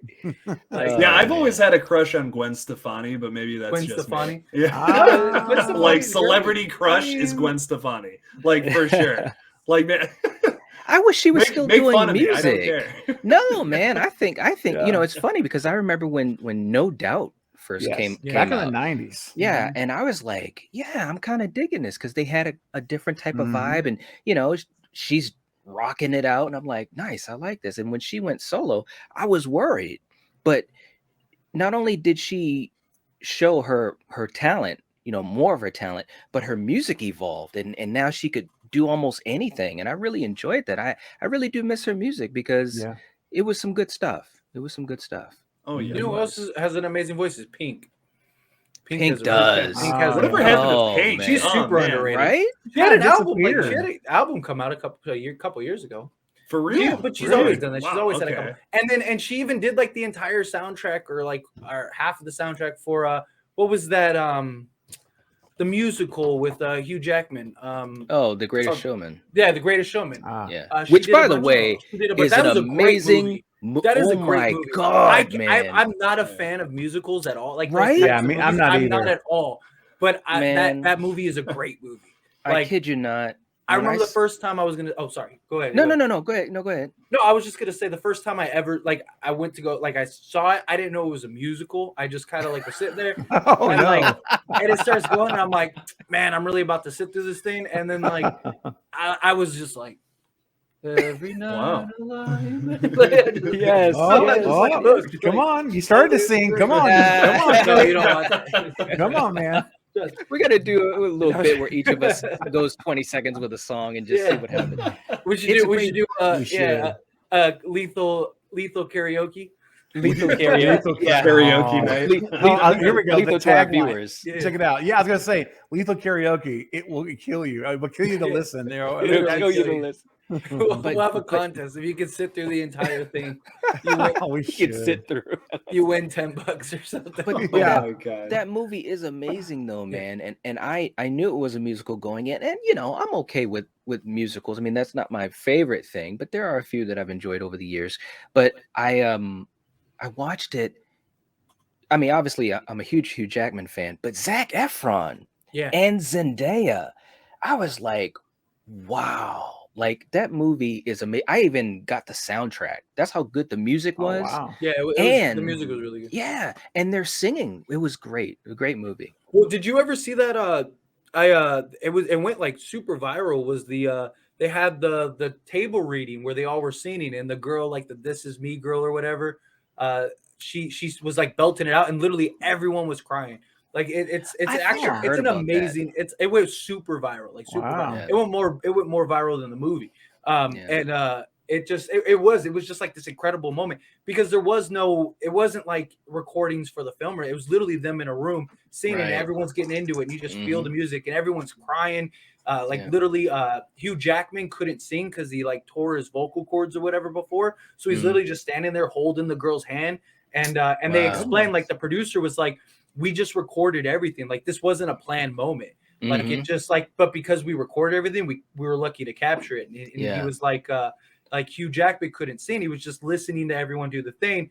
Mhm. But the girl was really nervous, Yeah. so she couldn't sing until like she had to like stare directly at Hugh Jackman, and so he was just holding her hand, like trying to get her through it.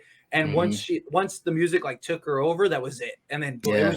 it really was like this incredible moment, like of just like Wow. music and just passion. It was really Love cool. it. But yeah, it is. Love it. It is a really good movie. And the soundtrack's great.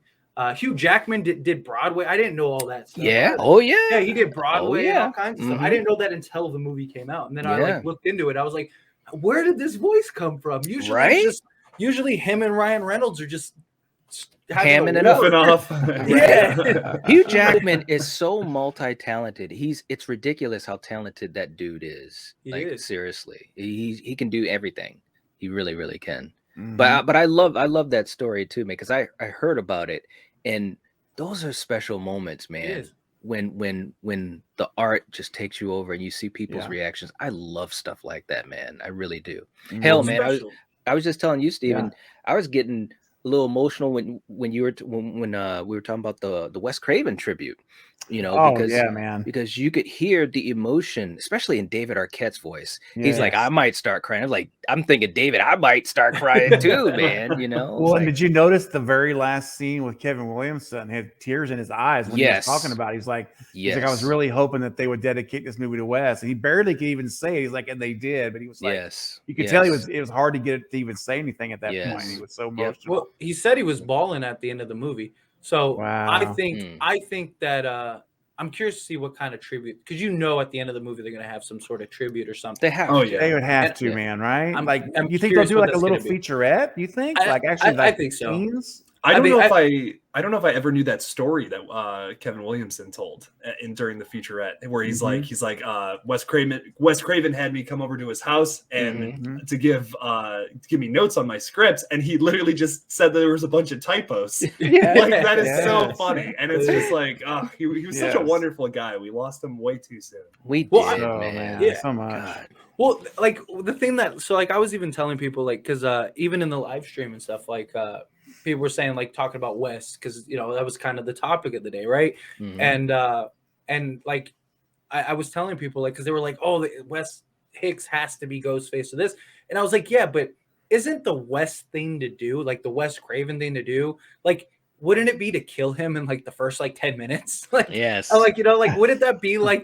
I mean, I'm not saying that they're going to do that, but I'm saying right. like, because think about it, like if Wes Craven was to make his own character in the movie, that's what's gonna happen. Like he's gonna make some dramatic, hilarious scene where you think, oh, he's gonna be the character forever, and they're just gonna kill him, and and Wes is gonna be laughing and cracking up, like, because that's just who he was as, like, a director. Like that to me is like Wes would do. But I do think Wes Hicks is gonna have significance. I think he's either gonna be the final guy or not just that, but I really think, given him being one of the more known male actors in this film, it's very likely that either him or Jack are going to end up surviving and carrying on. Right. You think so?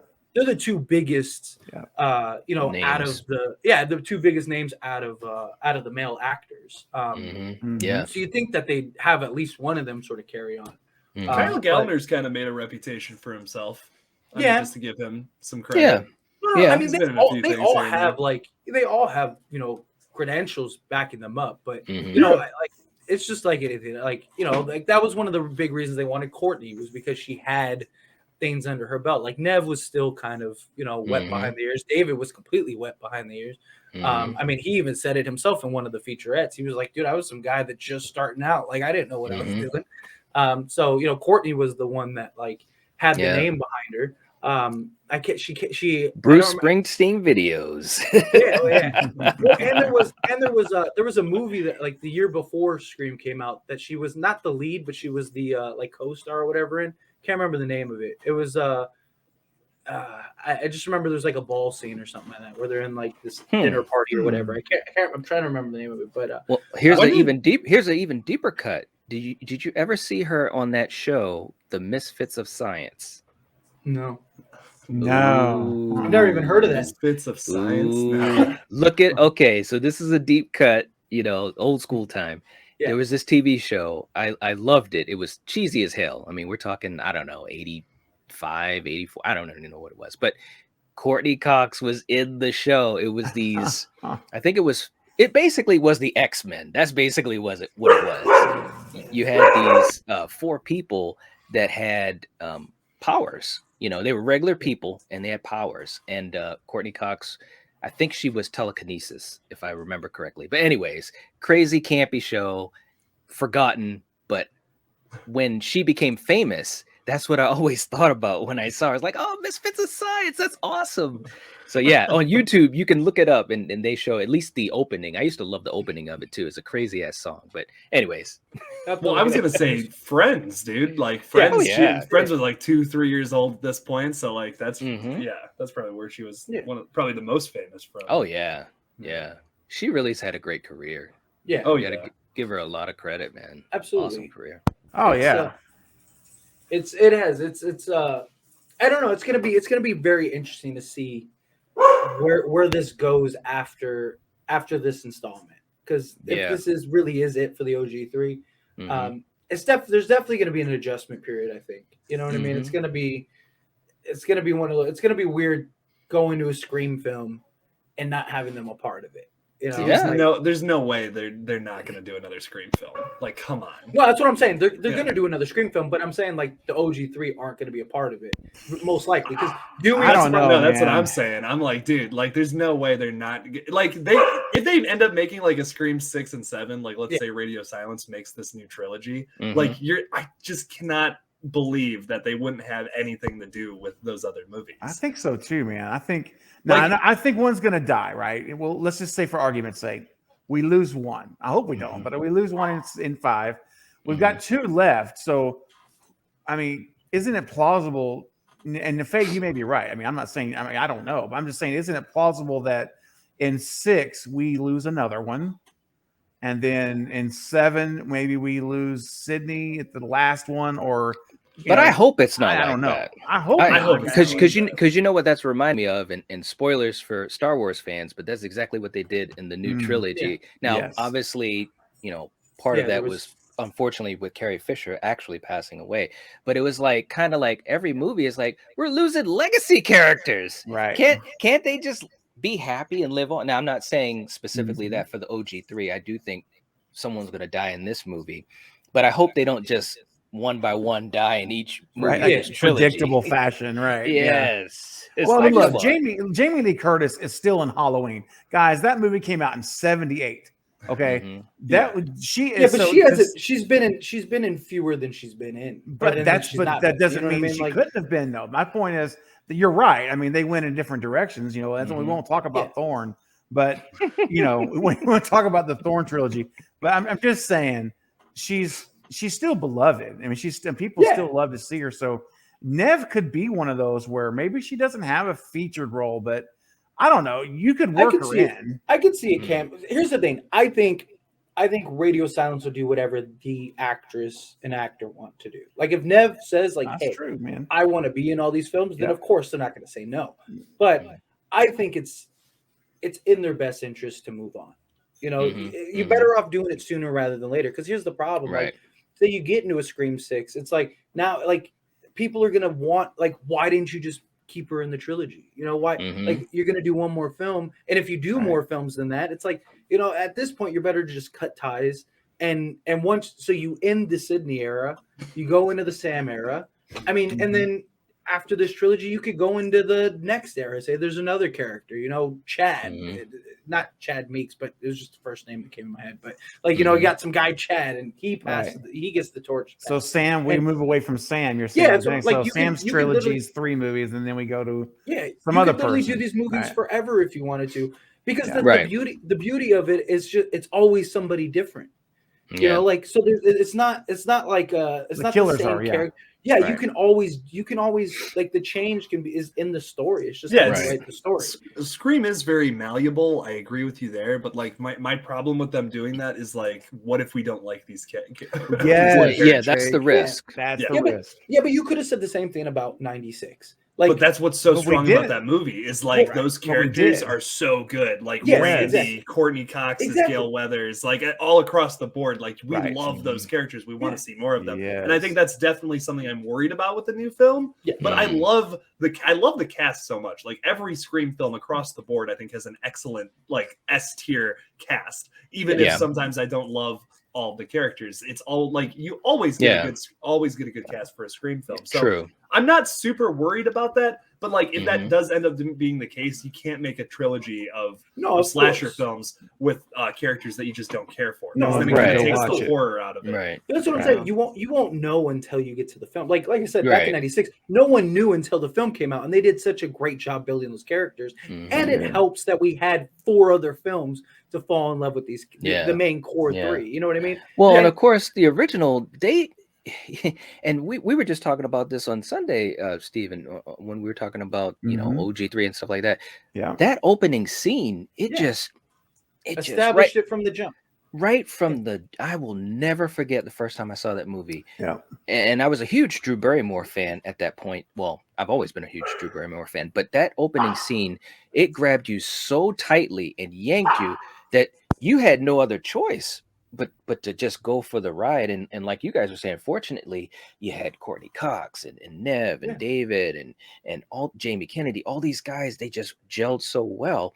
And as it's gone on, that power has only I sound like I'm talking about the dark side or something, but The but power. that power has only grown. So one thing we were talking about on Sunday on our live stream is this may be the biggest task ever in a horror franchise to successfully pass that baton. Yes. Like Absolutely. like it's Yes. it's never really, as far as I know, it's never really been done successfully. I mean, like you said, Stephen, look at Halloween.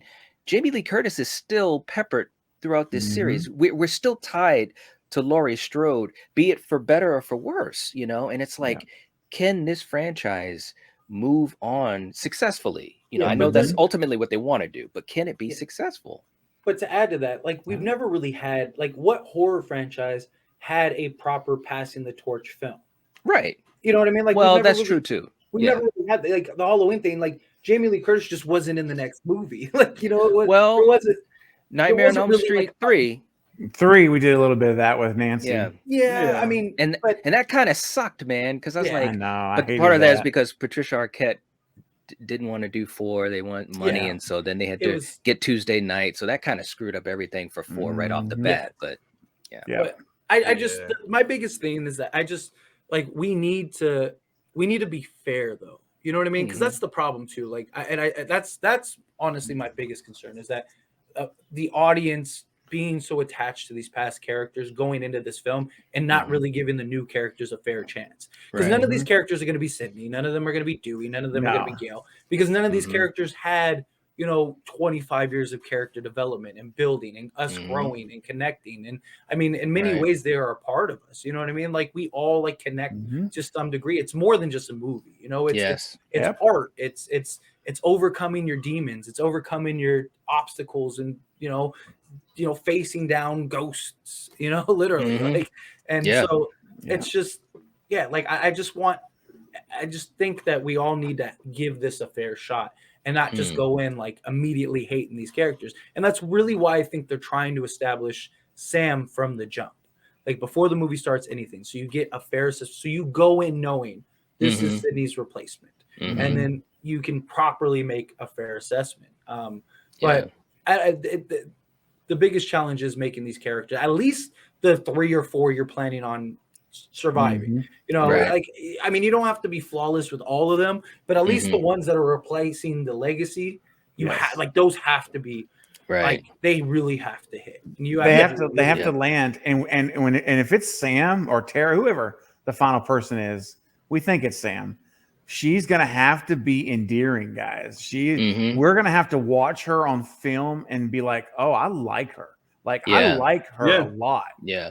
True. And if they don't land on that, if we walk out of this saying she was okay, Mhm. that's Yeah. gonna hurt, man. If It that's will. the that's best my we come out but with. that's my fear regardless. Yeah. Because I mean, it happens. It's just like everyone has a favorite girlfriend, everyone has a favorite dog, everyone has a favorite food. You know what I mean? And like, Mhm.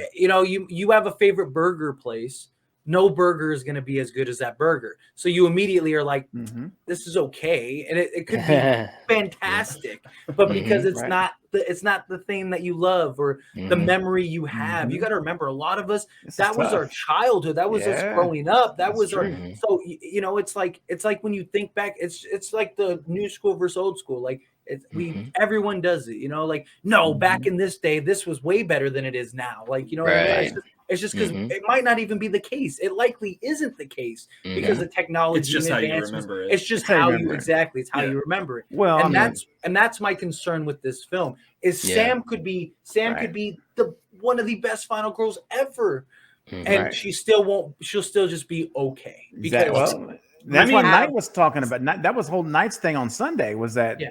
and that's what makes this so difficult. Because I mean, to your point, Fate. Like for me, for example, when I saw Scream in the theaters, I was a 22-year-old kid. Okay, and I am now like pushing 50 years old. That is my entire adulthood has been Yeah. around, not around just this one person, but you know what I'm saying. I've lived my adult life with Sydney's been, and Scream has been such an integral part ever since I walked out of that theater in January of '97. And so it's not fair for me to expect Sam, if let's just say, to be Sydney, because you will never, like you said, no one will Right. ever be Sydney.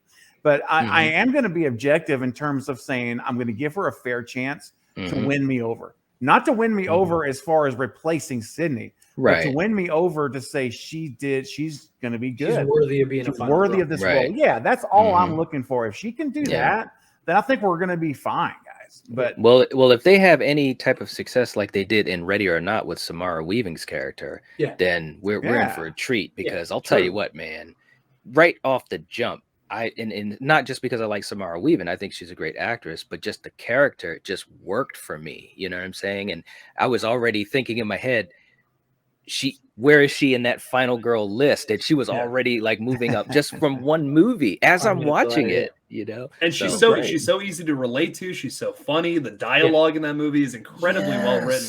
yeah, Oh my god, it is. yes. I need to If rewatch Radio- that movie again. If Radio Yeah, really Silence good. could do the same thing with the characters in the new Scream, I mean, Yeah. this is going to be a success. I have no worries about the performances across the board. I love just about every actor or actress in this film. For the most part, I've seen almost all of them in something else where I really like them in it. Yeah. Jenna Ortega in The Babysitter 2. I don't know if you guys have seen that. Yeah, She's wonderful in that. she was great in that. Yeah. Have not. playing- No. She's playing kind of like the completely different character than her character in Babysitter 2. But I'm excited to see it. I'm excited to see Right. what she does here. Jack Quaid in The Boys. I don't know if you guys Oh, have yeah. watched that Yeah, either. of course. but Love that. She's, Yep. Yeah, he's Eric great Kripke. in that. Yeah, yeah, Jack so Quaid really won me over it's in gonna that, be great. Jake. He was good. Yeah. Yeah. Yeah, I love Just that look, show. I can't just wait for look at season 3. look at the opening scene with Jenna Ortega. I mean, she's acting her ass off. She Like, is, let's man. let's be real. I mean, she is. Yes. She's doing She a is. job. in Yeah, that. she Like, is. It's not just- easy. It's not easy to scream and look like you're scared shitless. And Like, yeah, she you're definitely- right. You know what I Yeah. mean? Yeah. She- and she's she- crying, like when she got the phone, she's like, "Oh my gosh!" I mean, that Yes. was a terrible rendition, but you know what I'm talking about. But it was very, Yep. it's very convicting.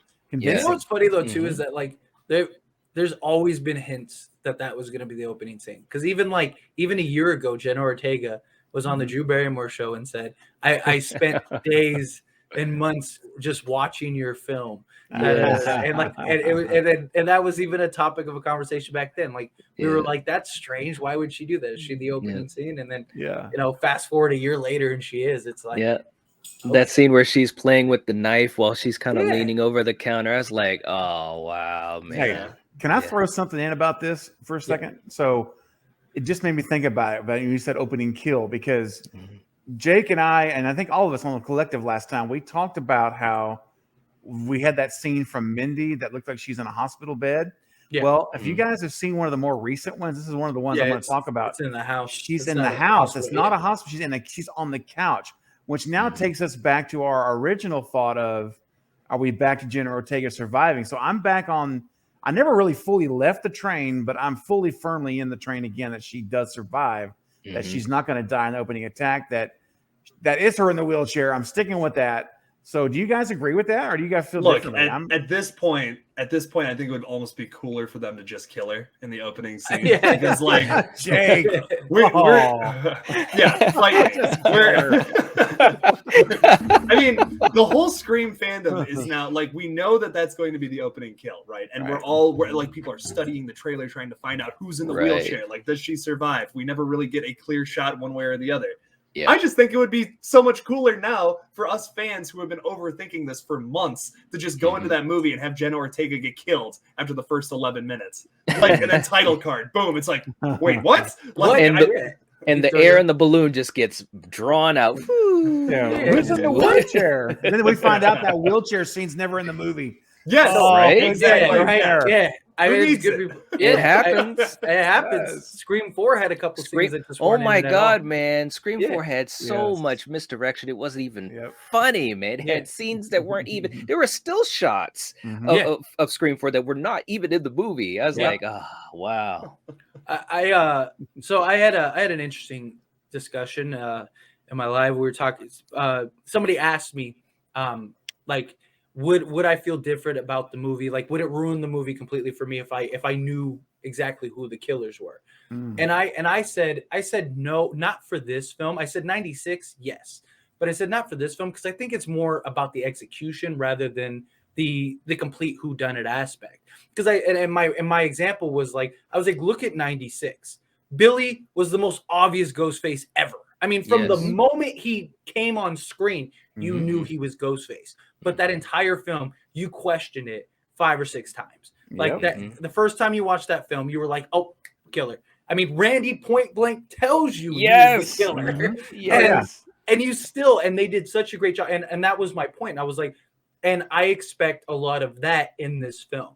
I was like, we might already know the killers for all, you know, we might have already guessed the killers. I mean, the consensus going off of the trailers, stuff like that, it's pretty much narrowed down to 3 people, really. But that doesn't mean that those 3 are actually going to be the killers. It's just that, like, even if they are the killers, then I just think it's all about the execution. Like, as long as the roller coaster ride of the film is well enough done, then I think all that stuff, even the opening scene, like, you know, or scenes just in general, like, as long as the execution's right, like, I just don't think because like, how creative and original can they really be? You know, like, how many new things I don't that know, we've man. never seen before? I mean, Dude, have you seen Knives Out? maybe I'm being an optimist. I mean, I don't like, know. that's a really good murder mystery. And No, like, but I'm that's saying, like, recent, you know? there could be I'm not saying that there won't be anything in general, but I'm saying out of the overall movie, there's most of the scenes I don't think are gonna completely shock us. I think the main twist might, you know, the main, like, the conclusion. I hope so. The conclusion, I think, is going to be like, wow, that was incredible. Yeah. But the general film itself is, I mean, how many twists and turns and just, genuine shock moments are we really going to have? Like, I'm not talking about the misdirection where we think, oh, are they the killer? Is that the killer? I mean, that's just a Scream movie. But I hope that there's more than just the twist elements that are shocking to us. Like, I want to see Ghostface murder someone in the most brutal way we have ever seen Ghostface kill another person. Yeah, but that's not shock. Like, to me, it is. That's not, sure, it is. For this series, it is. To me, it's not shock in the sense of, like, something new. Like, we've all seen a completely brutal kill. We have, but not in the Scream franchise. Yes. Like, if Michael Myers goes out there and starts, like, stomping on heads, okay, you know, whatever. Yeah. But Ghostface, who could be anybody, mind you, like, could be one of, like, a teenage girl, for example, stabbing and killing someone to death. Like, okay, we saw that a little bit in Scream 4. But have we ever seen like, Ghostface behead somebody? Have we ever seen Ghostface cut somebody in half? The flamethrower thing is a great example. Flamethrower is super cool, super awesome. But that's not like even if we saw it in the film, it would have been like, whoa, like, that's cool. But that's not, like, so surprising. What I mean, I still think that's stab footage, bro. I don't think it is. I think it is too. But I'm just I think it's a great example for what the conversation is. Like, it, like, even if that was in the actual film, like, yeah, that's like, wow, that's cool, that's new, like, that's shocking in the sense of, like, the kill was, like, over the top, but it's not something that we're gonna be like, I can't believe, I have never thought in a million years they would do so. It's not something that's just like gonna. Okay, so let me ask you, Fate. I'm gonna turn the coin, Fate. I'll flip it. So give us an example of what would be that for you. What would be an example of where you see something you're like, oh my gosh, like, we're having this conversation where you couldn't believe it was shot. Like, what would that be for you? What would it need to be? I don't know. I'd really have to think of something like that, because I mean, it's hard. I mean, just think of all the movies, all of the things that can be done. Like, true. I mean, the problem is that, like, chances are there's always something else out there that we've seen that, like, you know, like, the only thing you can really do is just add your own sort of little nuance flair to it. Yeah, your own little flair. Like, so, but I think, to me, it's more about the execution. Like, I don't really care. I don't really need to be like, oh my God, shocked. Like, I can't believe that this happened, and running out of the movie theater because I'm so amazed. Like, no, I just It'd be cool though. Yeah, right. I just need the scenes to hit home. But, you know, I think with these guys working on this, I mean, I don't know, I could be totally wrong, but I would think that would be one of the things that they'd aim for, though, you know, is to make people, because they understand the fans. They understand they understand that right now we're talking about this thing and we're going to keep talking about it. Yeah. Oh, yeah. So I would think that they're going to try to aim for those types of things. Now, whether or not they hit those marks, that's a whole nother story. It is more about execution, but I'm hoping that there are multiple times in this movie, you know, like, well, I don't know if you guys have seen, like, Malignant or, you know, things like that, where my jaw just goes, Yeah. You know what I'm Yes, saying? Mhm. 100%. And if they can do that, the ending, the reveal has to be one of those moments. Has to be. I think that'll be the big like I think the oh my god, I can't believe that just happened. Yeah. That'll be the end. Will So we that's get these little one. moments? Oh, sorry, go ahead. Sorry. No, I was just gonna say. So that's one. If they can give me at least two others in the movie, wherever, middle end, wherever else, if they can give me at least three, wow, what an accomplishment for a fifth movie in a franchise that's 30 I mean, years old. I already see things that could happen in this movie that I know I will be shocked by, even though I've kind of seen parts of it in the trailer already. Like one of the biggest things that I'm really excited for is like Judy Hicks. Like, what is going on with her in her car? Why is she screaming? Yes. Where is she going? We saw that trailer. We saw that thing Yeah. in the new TV spot where she's running into her own house. Yep. And she's going after what I'm assuming is probably Wes, who's being attacked by Ghostface. Now, if we get a scene where Ghostface murders a mom and her son at the same time while one or the other watches the other one get murdered, man. that's going to shock me. And that's going to be brutal. pretty damn dark. Yeah. Which, honestly, I'm all about, personally. Like, as messed up as that is, I would love to see something like that in the Scream franchise. You know why? Because we've never really seen anything. We've never really seen it get that dark or brutal before. So if they did happen to do that, that would be a jaw-dropping shock for me. Just because of the franchise it's in. A lot of people will say that because this is the fifth film of the franchise, there's not so much originality. There's not a whole, but what else new can you do in this franchise? I would argue that there's a lot you can do with the Scream franchise. In the franchise itself, yes, I agree with you 100%. Because they just haven't done anything they haven't touched on anything that dark before. Yeah. Like, look at Halloween Kills, man. I mean, that scene when Michael got surrounded by the whole goddamn world, and I was like, God, that makes. Love that scene, bro. Now I'm upset. But here's the thing. No. Terrible. Well, hold on now. Hold on. Oh no. Hold on. Let me walk you through it. First of all, before that scene, he's unmasked and he's walking, down the street to, because Judy Greer is baiting him out. We didn't know that at the time, right? Yes. And good God, James Jude Courtney, shout out to James Jude Courtney, because he's walking down the street. The lighting is perfect because you see Michael and you kind of see his face, but you don't really see his face, the shape. And he's walking like Michael, even without the mask. He bends down to get the mask. Cool little moment. He puts it on, and then all of a sudden the lights come on, and I'm like, you know what? It's about time, because it's not like Michael's running from people. It's like it makes sense to finally have people like corner him. You're right. So I was thinking, wow, this is something else. And then I'm like, well, he's just gonna kill everyone. He got his ass whooped. That's what he did. And of course, he came back. But I'm just saying that was something that was really cool in a Halloween movie. And Halloween, 50 years old, so that's right. You may not always drove me crazy. You why? I love that scene. I would have rather Michael just decimate everybody, because the thing is, it became this unrealistic, just silly moment. Like, what was the point? All these people had guns, all this stuff, and not one person put a bullet in his head. It wouldn't have mattered. One person in this town knows. Yes, okay, even if he survived it, the point is, why wouldn't they do that? He went there. I would have much rather him go get set up and just tear these people a new asshole. But no, that didn't happen. They got into the fight. They mollywopped this dude, and then they just cheered and laughed. And then Michael became this superhuman. Like, they all couldn't have just mollywopped them again with their guns or their sword. But remember, Loomis shot him 6 times. I've ever seen in my life. Yes, but at least he shot him. Like, there's literally people with shotguns and a musket and an iron. And and I'm just like. There's not one that entire movie. I'm sitting there and all these people have gats, and I'm just like, not one person knows how to fire a gun.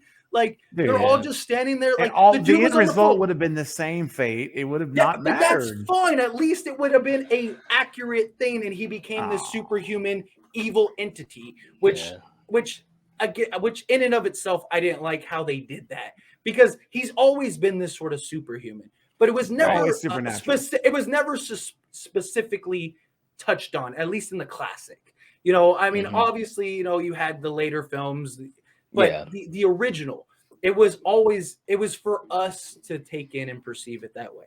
You know, I think the why was most he this thing? misunderstood thing about this new franchise of Halloween films is people Mhm. are completely forgetting that the Halloween movies have been silly for a long time. Like since the Yes. beginning. People Yeah, don't that's understand, like true. people just completely miss the point. They're like, well, Mhm. these movies are way too silly compared to the original. And I'm like, dude, did we watch the same movie? Dr. Loomis is over here screaming about how this guy has the blackest eyes, the devil's the eyes. devil's Like, eyes, dude, right. Dr. yes. Loomis is completely Mhm. insane. And Yes. he's Yeah, he is. hilarious the whole time. Donald Pleasance gives an Oh, yeah. amazing performance in that original film, especially. Yes. Dude, Yes. these films have been silly for like as long as they have been around. And like, Yes. you're telling me your biggest problem with this film is that it has like some kind of silly moment where the townsfolk No, it are was the kicking whole around. movie in general. It was the whole movie in Bro, general. I like mean, that's Halloween, dog. the They entire- just took it to the nth level. Like they took that whole, the tone, the silliness, the gore, the kills. They took all of that and they just kind of like mushed it together and expanded it, bro. Like that's my thing about Halloween Kills, dog. I don't know. But I look, love here's it. the I think other it's great. thing too, man, because I went through each. I mean, I love the franchise anyways. I know Yeah. the franchise, and we went through each one like every week. So we were watching them pretty much in succession. And when you really see the whole thing that close, it's like, man, we had some rough moments in this franchise. Now, Oh, man. some people like yeah, but this some of isn't those being ones. compared to those. This isn't No, no, no, isn't a no. sequel to part 5. This Right. is No. But what I mean is like with this new trilogy, first of all, and we know it's a new trilogy. Now, some fans may not Yeah. look at it that way, and that's fine too. But for me, ultimately, I'm going to think about this as a part of 3 movies. And I think when we see Halloween Ends, I don't know how good it's going to be. I think it's going to be good because it seems to me that David Gordon Green, the whole team, they give a shit. You know what I'm Yes. saying? Like, Yes. like Yep.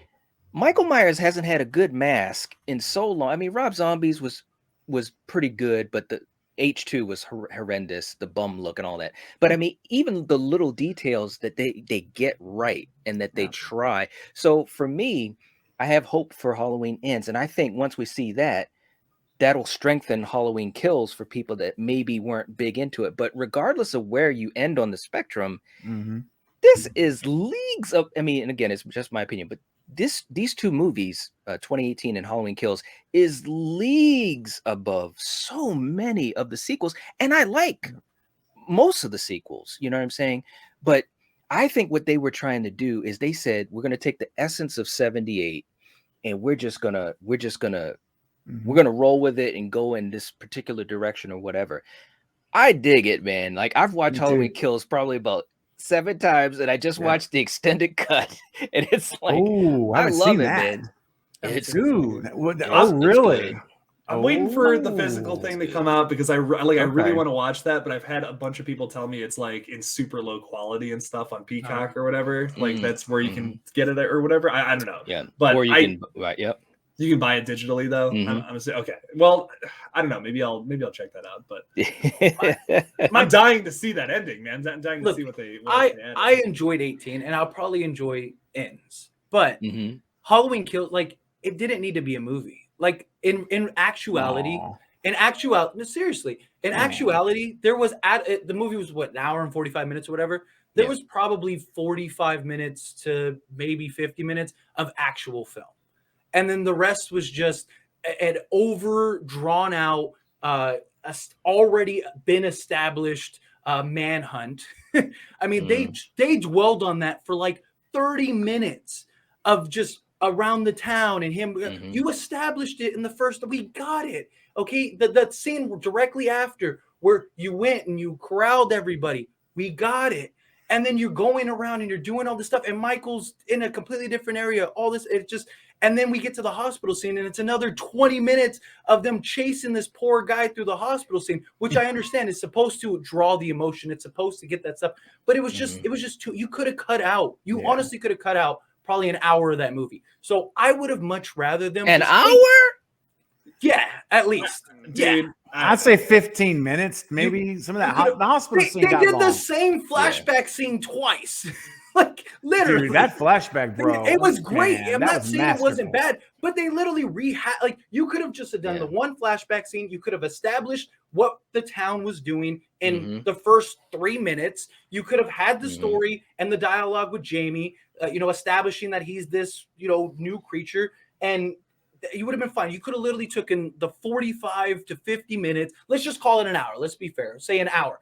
You could have taken 30 minutes and put it into both films, to split up the hour, 30 Mhm. minutes into 18, 30 minutes into end, and it would have been flawless. That would have You been would have- just you would have- another. That you would would have have been had just a- another Halloween movie, though. This was something different. Right. I think. On I top of agree. it being kind of an overture But of it the was entire terrible. franchise, I disagree, man. I Man. I think it kind of took parts from all of the other movies, just like Halloween Yeah. 2018 does, and kind of like staples it all together into this like new narrative. And Mhm. what Halloween Kills does is it takes like tonally parts of like maybe the Thorn trilogy, part of like 2, even 3, and you mix all of that into this movie. It's Mhm. not like, yeah, maybe it's not the most linear movie or something so similar to some of the other films in this franchise. But what I think is so wonderful about it is that you see the town of Haddonfield finally respond to Yes! Michael Myers That's running what I'm around killing saying. people. They've It known has- it. Listen, it has listen, They've listen. known about this They- for 40 effing years, That's and what I'm they're saying. just now doing Look, something about it. and It it's had- it's funny and it's cool too. to see that fleshed out. Sorry, But go ahead. yeah, I mean, I think that, to me, and whether or not it landed for people, that's a different story. But at least it tried to make a little bit of sense of that, because this is a guy that's well known. He's killed a handful of people or whatever. He's the boogeyman, he's the ghost, he's the legend and all that. And just to see the town actually do something, like Instead of hiding, instead of hiding, and instead of everyone's like, oh shit, where's he at? I don't. They did something and, different, and I appreciate that. And That's the biggest point. I that don't want. have a problem with that. My problem is it was too drawn. They could have like I said, they could have done all that in these 2 films. Like, yeah, it would have been another but it would have been so much better. The problem was it was just so drawn out. There was no real continuity to the story. It was all over the place. There are literal That scenes. wasn't the point, though. There are literal yeah, but it's still a movie. But I think it's part still of a film that you need to go and be able to sit through. Like, yes, Right. there were moments that really hit. There were excellent moments. There were moments that were fantastic. But Mhm. in the grand scheme of the film, it wasn't a good film. It was great for what it was, but it wasn't a good film. You're getting 3 thumbs down, Bro, man. I I'm just just- kidding. I But love let this me movie. let me say one thing though about Yeah. the flashbacks. Like the flashbacks, because I've heard some other people say that, it was nice, it was, cool to see it, but it wasn't really, whatever to the story. But to me, it strengthened oh my god, the sheriff's character Absolutely. a lot more. And now when I watch 2018, and I love this character in that anyways, because I love that actor. I can't Will Patton, right? I think his Yeah. name. Anyways, I loved him in 2018 anyways, but now his character has even more weight to him, and hopefully I'm assuming in ends it'll have more Yeah. weight. So it's like you were able to do 2 things at once. You were able to give these, these OG people like us that love the original a chance to see, well, what happened after, Michael, got shot or whatever. How did he get apprehended? And so that was it was cute, but it also put weight on him as a character. So now you understand why he was so, like in 2018, he was like, yeah, he's gotta die, and I gotta do it, and this and that. It's like, all right, well, you're not the only one that wants Michael dead, but now you understand why, because he freaking killed his friend, his partner, because he was a rookie, and so forth and so forth. So I will say this: the hospital scene, to me, anyways, that was one place where you definitely could have shaved off some You could time. have. I know they were going for this whole thing of the mob mentality, and it is what it is. I think they could have shaved. I think, like you said, Steven, they probably could have shaved 15 minutes off of that. Maybe they could have given Jamie Lee Curtis, a little bit. I think originally she was hardly in the movie. Right. I think originally her arc was going to be a little bit different. They did do some tweaking to it, but I would have rather seen a little bit more of her, doing whatever, because it's Jamie Lee Curtis. But I could see about 15 minutes, especially the mob hospital scene being shaved up. But this is a good movie. It's definitely not a bad movie. No, it's really because I've good. seen bad Halloween movies. Oh and god, And this it's is- not. It's yeah. not all the way. It's not resurrection. Busta Rhymes, but- baby. It's not resurrection. But it wasn't like. I mean, it was exactly what you expected to be. I mean, it's called Halloween Kills. You knew what it was Right. going to be. You Yeah. knew what it Yeah. was going into it. That's not my problem. My problem was just I just felt like you could have, like, this was to me more of a cash grab than just telling. No. It No, is I'm because sorry. they didn't need to make the, they did, like I said, they could have. It was an hour and 45 minutes. They really had an hour of a film. If they really wanted to tell a foolproof, just packed in, wonderful story, start to finish, they could have just done 18 and Halloween Ends. There was no reason for this film. There wasn't, other than fan service and to make money. That's why they did it, because they knew people were going to go see this film. You're telling me. Come on, Jay. Hang on, and I want an honest answer.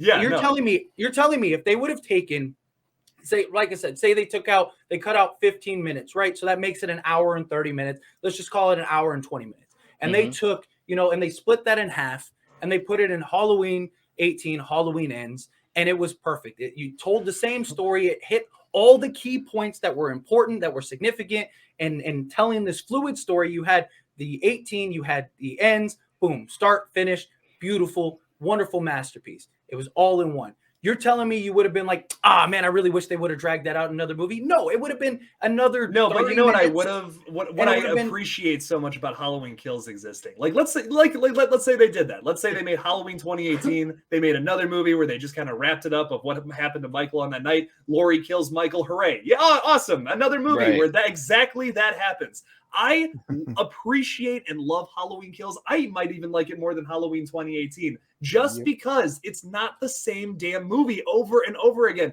You could argue that Halloween 4, like, symmetrically, that is the exact same movie as 78. I like Halloween 4. I really enjoy it. But the thing that movie has no integrity whatsoever. I mean, it is almost play by play the exact same movie as the 1978 film. Yeah. What I like so much about Halloween Kills is that it strays so much from the formula that it's entirely its own entity.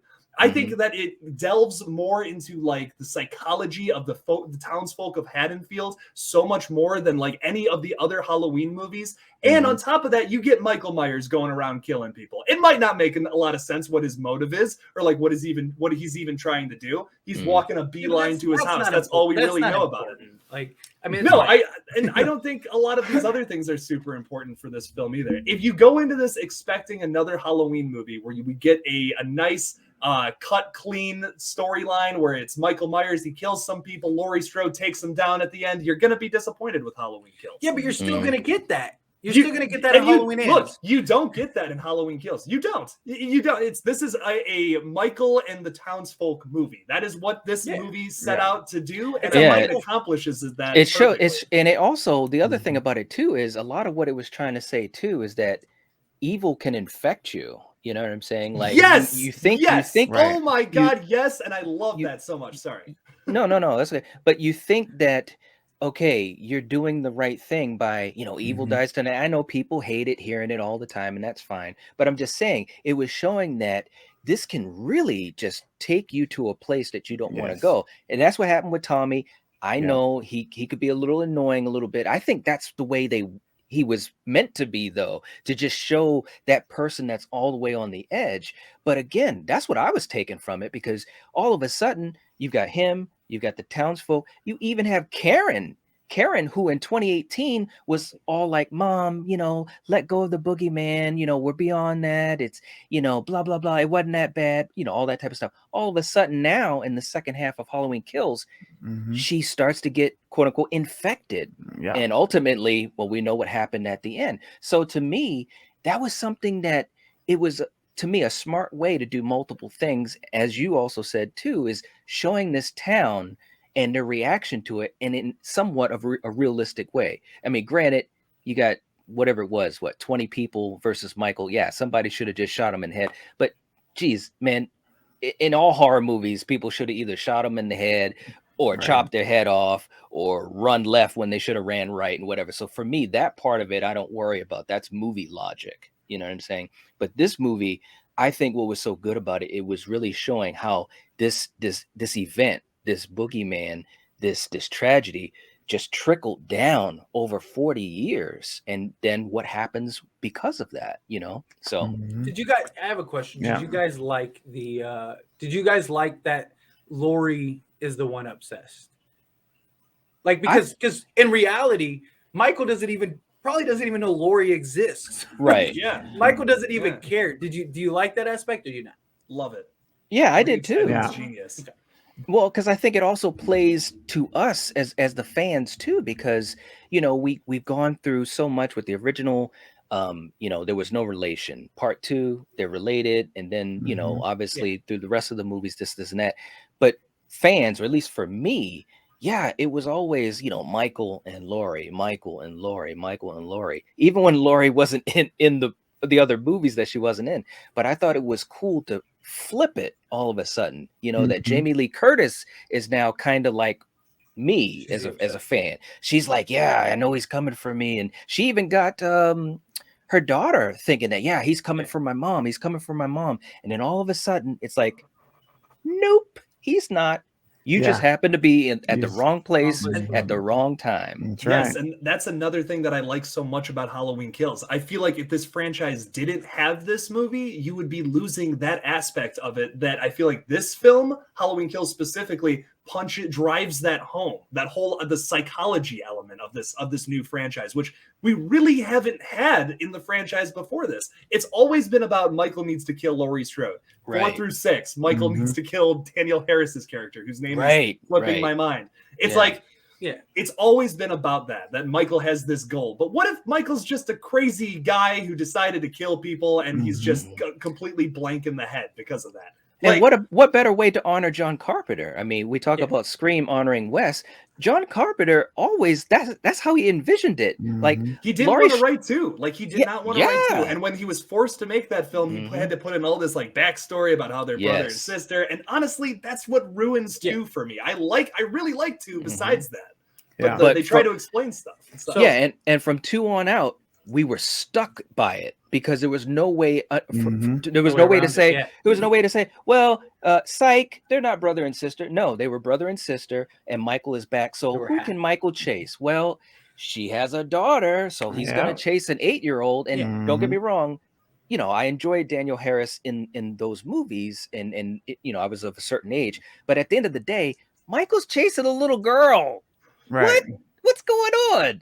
And they were stuck in that mode for so long. And I think this in Halloween Kills, this frees it up. So no matter what happens and ends, they could do whatever they want down the road, because now Michael is not tied to Laurie Strode. Yeah. It also doesn't matter if Laurie wins in this next one or not. It really doesn't. It's not that important for Laurie to kill Michael Myers. It is in her head, but it's not important for the storyline. Which I think this is the first time where they don't have to follow a certain playbook for how they have to end this thing. They can end it however they want, because this is a world without those kinds of rules and limitations.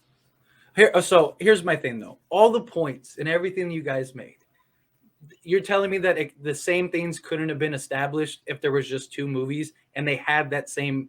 Well, we don't know what ends. We don't know what's going to happen in ends yet, though. No, I know, but I'm saying like everything that was in, or even if they just added it to 18 and they just kind of restructured 18 to be able to incorporate this stuff, and you got just this fluid story with all of the elements of kills that you loved in 18. You're telling me that you would have been like, oh man, it would have been much better if all of that was in its own separate movie? No. I got an answer for you. Yes, no, I got an answer for you, because 2018 had to reestablish that world. They had to reestablish. It was 40 years. Yes. We hadn't seen Laurie Strode, so you had to reestablish her. And in that particular story, you established what she went through with her daughter and subsequently her granddaughter, and they had to deal with that family dynamic. Michael gets out of the bus, he breaks free, and blah blah blah. I think that was plenty for one movie. Like I don't know, maybe they could have shaved some of it. If they would have added another 30 minutes to the film, no one would have noticed anything. No one would have cared. No one would be like, God, this 30 minutes too long. Like, because if it was a great movie, it's a great movie. So you could have had the 30 minutes established in this, and then we'd be waiting for that conclusion and Halloween ends. And yes, we don't know what the conclusion is going to be, but we have an idea of at least somewhat. Yeah, we kind of know the ballpark. Yeah, in the ballpark. So we kind of have an idea. So if they would have just have had Halloween 18, end with like the establishment of the town, coming together, getting riled up, all that stuff. You hit that home. And then maybe Halloween Ends starts with the flashbacks, and it establishes the connections and all that stuff. And it basically between the two films, from the end to the beginning of Ends, basically is Halloween Kills. Nobody's gonna be like, man, I really wish they would have taken that first 30 minutes and that last 30 minutes and made it its own movie. Nobody's gonna say that. So everything that you all just said could have been established, as I said, in two movies. It's okay to be wrong. You forgot about Big John and Little John. I love Big John and Little John. That's part of the movie. Little John. Let me just say this, guys. I'll say this.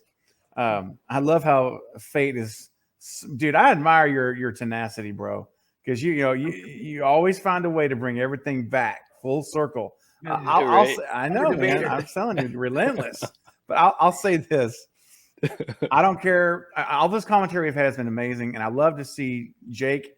It was nice to see you and Fate have. I had a little cracker moment there, seeing you guys go at it. That was fun. Yeah. Let me just say, still undefeated for all.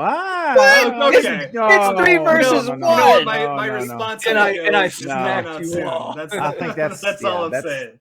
Well, and I'll say this in my last comment on 2018. On Halloween Kills. I'm sorry I had to do you guys. Is like that? I love the movie. Where's the comments? We don't have the chat. I wish. You know what? I'm gonna tell you. All right, I'm gonna say this right now because this is recorded, and so people that are watching this, you got to let us know what you think of this. As far as was Halloween Kills a bad movie or a good movie or worth it or whatever. Yeah. I definitely got to see that because no, granted, Halloween Kills had a lot of controversy, and I think it's because kind of like what Jake said, you were doing something so different. Yeah, but not everyone's like that. That's right, fair. But I like that the difference, though. That's my problem. I just wish it was more. I wish it was just more well constructed. That makes it that outweighs the negatives for me personally, and I think for you it doesn't. Does that make sense? Yeah. And I just appreciate the fact that they decided to make a movie where it wasn't just Michael Myers killing people, and there was this big heroic ending where they stop him. They made a point to do something different, and I think for the most part they succeeded with that. And a cliffhanger. And the cliffhanger ending too. I'll admit the part of the movie I don't love is Judy Greer's death because Michael just kind of teleports behind her somehow and then starts murdering her. I have a problem with that. I'll admit. The Shape, yeah, he's the Shape. Whatever. But I love it. Now I'm starting to agree with Fate. God damn. Oh no! He infected you. Evil guy infected you with the evil. But I love this movie for what it stands for and how different it is. And it's truly important for the franchise for doing something so wildly different like this. I mean, we've never had a movie that deals with these kinds of concepts, especially ones of the psychological, where we see not just Laurie going insane because of the Shape. We see the effects of everybody who is affected by Michael. It's not just Laurie. That's why we need this movie opposed to just 2018. That somewhat establishes that idea, but this one fleshes it out. And that's why I think the long run time is important. Because if they would have just had this kind of be something in passing where it's the mob things off to the side, they would have half-assed it. And I think that's what's so important about this movie is we see the mob mentality. We see them being crazy, literally killing the wrong person because of how paranoid they are about Michael and trying to stop him. They end up actually being evil themselves. It's who should I even root for at this point? I enjoyed that, but you established it's so chaotic. 20 minutes earlier. My thing is, okay, look. I'm fine with them fleshing it out. I am all for movies I've even said the same thing about Scream, this installment. I would rather see people take risks and chances, and I absolutely hate it, than them not doing anything at all. But I still want structure in a film. And this just didn't have a real structure to it. It just it wasn't a fluid film. And that's what I mean by it wasn't from a film perspective.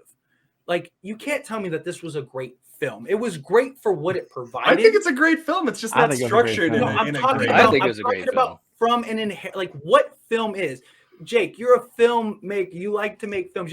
You can't tell me that this was that this would be an that you would say this is this is how I would make a film. No, you're comparing this to a standalone movie, though. This you can't compare this. It is No, it's not. own movie. It's a part of a trilogy. It's part of a trilogy. It's a bridge Like- gap film, but it's still its own movie. It's not Right. like it's not you if you weren't watching 18 and then immediately went into a new movie. No, you watched 18 and then years later this came out. And then another year from now you're going to have another movie. It is its own movie. And that's my point. And I get it. It's a bridge gap film. But that doesn't mean it can just be a jumble mess. And that's what it was. It was a jumbled mess. Well, Like you can't, Jake, tell me that is how you would do a film. You would your next film. It's not. No, look, Exactly, I agree with you that it's thank not you. structured It's not well. a It's film. not like it's It's not not structured a well, good- but that's not the point. That's not the point of this movie. Not every movie has to have your perfect Act 1, Act 2, Act 3 style setup like that. This movie just does something different, Pulp and I can Fiction. see, like, yeah, it's not set up the best way that it could be, but it doesn't matter. That's not the point of the movie. That's not the point. That's not what this film was set out to do. It wasn't meant to be a PG-13 slasher film where teenagers can go to it and make out with their girlfriend halfway through and then still understand what's happening at the end in the third act when the final girl is finally taken down the slasher. That's not the point of this movie. It's supposed to be about a deeper cut inside the town of Haddonfield and seeing a whole nother side of Michael. Where, like, yeah, he's kind of just killing the whole movie, but you Right. also see him pretty weak and vulnerable in that scene that you don't like in particular, where he's getting beat up by the town of Haddonfield, where it's almost like these two evils coming together and fighting each other. Even Right. though it's like, yeah, the movie logic doesn't make a whole lot of sense there. Right, I right. think it's great. I think it's finally Michael facing up for what he did in the past, even though he doesn't die particularly. I almost think that scene would be more powerful if like he was dead, so to say, air quotes. Yeah, That's my I one agree. problem with the Karen death, but I don't know. I really enjoy the film. I think it's fun. And Fate, that's totally fine if you don't like it. Last thing I want to say, and then we'll let it go. But if this wasn't a Halloween film, if this wasn't Halloween Kills, and I showed you all this movie, you would think that this was a B-rated throwaway movie. You mean if the killer wasn't Michael Myers, If, it was if like this some was, other if killer? this was the exact same movie, but Then it it wouldn't was work. Victor Then it wouldn't Crowley work. or something like Yeah. that. And that's the whole point, is because this movie takes all of the baggage from the whole franchise and it tries to elevate it. And it takes components from some of the other ones and obviously leans into the original. And that's what makes it special, is that it actually takes those elements, at least to me anyways, and it like it's empowered by those elements. But it wouldn't work if it was something else, because If this was Jason, I would hate this movie. Yeah. That's for what sure. I'm saying. Yeah. It's a bias for Michael. This isn't a good film. But I will proves say that this. proves my That's point not, that but this that's was- not why I like it. Yeah, I was that's just about what- to say, that's when what we you talk don't- about, yeah. and I've said this with Steven too, when we talk about the Trinity, which I say is Jason, Yeah. Michael, and Freddy. Oh, and when we did the Halloween series, like I told my brother in Coriander, I was like, I'm really afraid to do this because I know there's some of these movies that I just don't like. And I didn't want to just spend a lot of time ragging on the movies, although I really came to appreciate the franchise more. But when we talk about the Trinity, Michael was always kind of like third place for me. Like Jason was always my favorite of the three. So going into 2018, I was hopeful, but I had no idea what to expect. And I really enjoyed 2018. And then I did like, too. I might like Kills better. I mean, when we did our ranking, I was like, we're gonna have to revisit this because I really liked Kills as a Halloween movie, and that's the thing. I'm taking it from that context. If it was a Jason movie, I'd be like, dude, this is bullshit. Yeah, but that's because the mythologies, are obviously totally different. If they decided to make a Friday the 13th film that focuses on the town of like Crystal Lake, and they decided to like talk about like maybe I'm just throwing stuff up, pulling stuff out of thin air, like Crazy Ralph, maybe his family, like what are they doing? Why are they upset that Crazy Ralph got killed in part 2? You know what I mean? Like, could we do a whole movie talking about that? Could that work with this franchise in the same way that Halloween Kills works with that franchise? And to what I would say is like, if they did it in the same way that David Gordon Green did, like, yeah, maybe, I guess. Maybe. But what's so cool about Halloween Kills is that we've had that question for a long time. I don't think anyone really cares that much about the townsfolk of Crystal Lake. as much as Right. we do the townsfolk No, of of course. Haddonfield. They've Right. always played this really important character in the background of those films that we've Mhm. never really had it fleshed out that much until now. And I think that's why this movie Yeah. is very important to the franchise and does something wildly different than just what Halloween 4 does, which is kind of just trying to do the exact same thing as Exact the same. original. Well, I I don't have know. to say, as far as Halloween Kills, the fact that they had David Gordon Green had the cojones to do a flashback scene for 15 minutes of the movie to open this thing up was incredible. I mean, when this thing started up, and I'm like, oh, this is a risk. We're gonna go Mhm. because you could flop this up so Yeah. bad. Mhm. And Yeah. the fact that he pulled it off, and in my opinion, it was incredible. And I honestly felt like I was watching Halloween 2, like from 1980. I felt like I was literally there in that time frame again. Mhm. And man, and Jude, was it Jude? What's his name? James Michael Jude Myers? Courtney. James Jude James Courtney. Jude Courtney. Dude, when he walked down that alleyway in 78 flat and that 78 flashback, Yes. dude, I almost got chill bumps, bro. I'm like, Yes. look at this. It looks like I'm watching Halloween 1. This is incredible. And so I mean, I immediately was already like, this to me, this is elevated from 2018. And so when the movie was done, here's how I figure out if I like a movie. All right. Well, I mean, there's a lot of ways, but one of the big ways is when I turn it off, if I feel like I have experienced something really enjoyable, like I had this euphoric feeling, like this was a good movie. I felt that way when I turned off 28 Halloween Kills. In fact, I was already excited to watch it again, and that's not for you. Not a lot of movies give you that feeling. And for Right. me, and even though the hospital scene the whole thing was way too long, I'm the first to admit. Mhm. But honestly, I liked it. I liked everything. I Mhm. like, I can call it convoluted, whatever you want. I enjoyed the story. I enjoyed how Lori's realizing it's not about her. She doesn't realize it yet, but she thinks it's all about her still. But Mhm. and I'm not going to rehash everything we talked about, but you guys have hit it all. But I really enjoyed the movie, and I did like it better than 2018. I did. I Mhm. actually enjoyed it. Right now, it's my second favorite movie after Halloween 1. Well, let's see what the comment section says. You guys do what you want to with that. Hey, That's look, what I I'm can at. I can see Faye right now. He's gonna be counting them up. Like, wait a minute. I'm Yes, gonna yes. be totally yeah. and be like, No. But you know what? And it's okay. That's the fun thing about this. Yeah. is No, that exactly. is I mean, that I don't we- really care. I mean, it's a you know, movie, It's and all it's- just good fun. it's You know, all Yeah. fun. Yeah, And yeah. yeah. but One of my enjoy. If you like it, it's okay. If you don't, it's okay.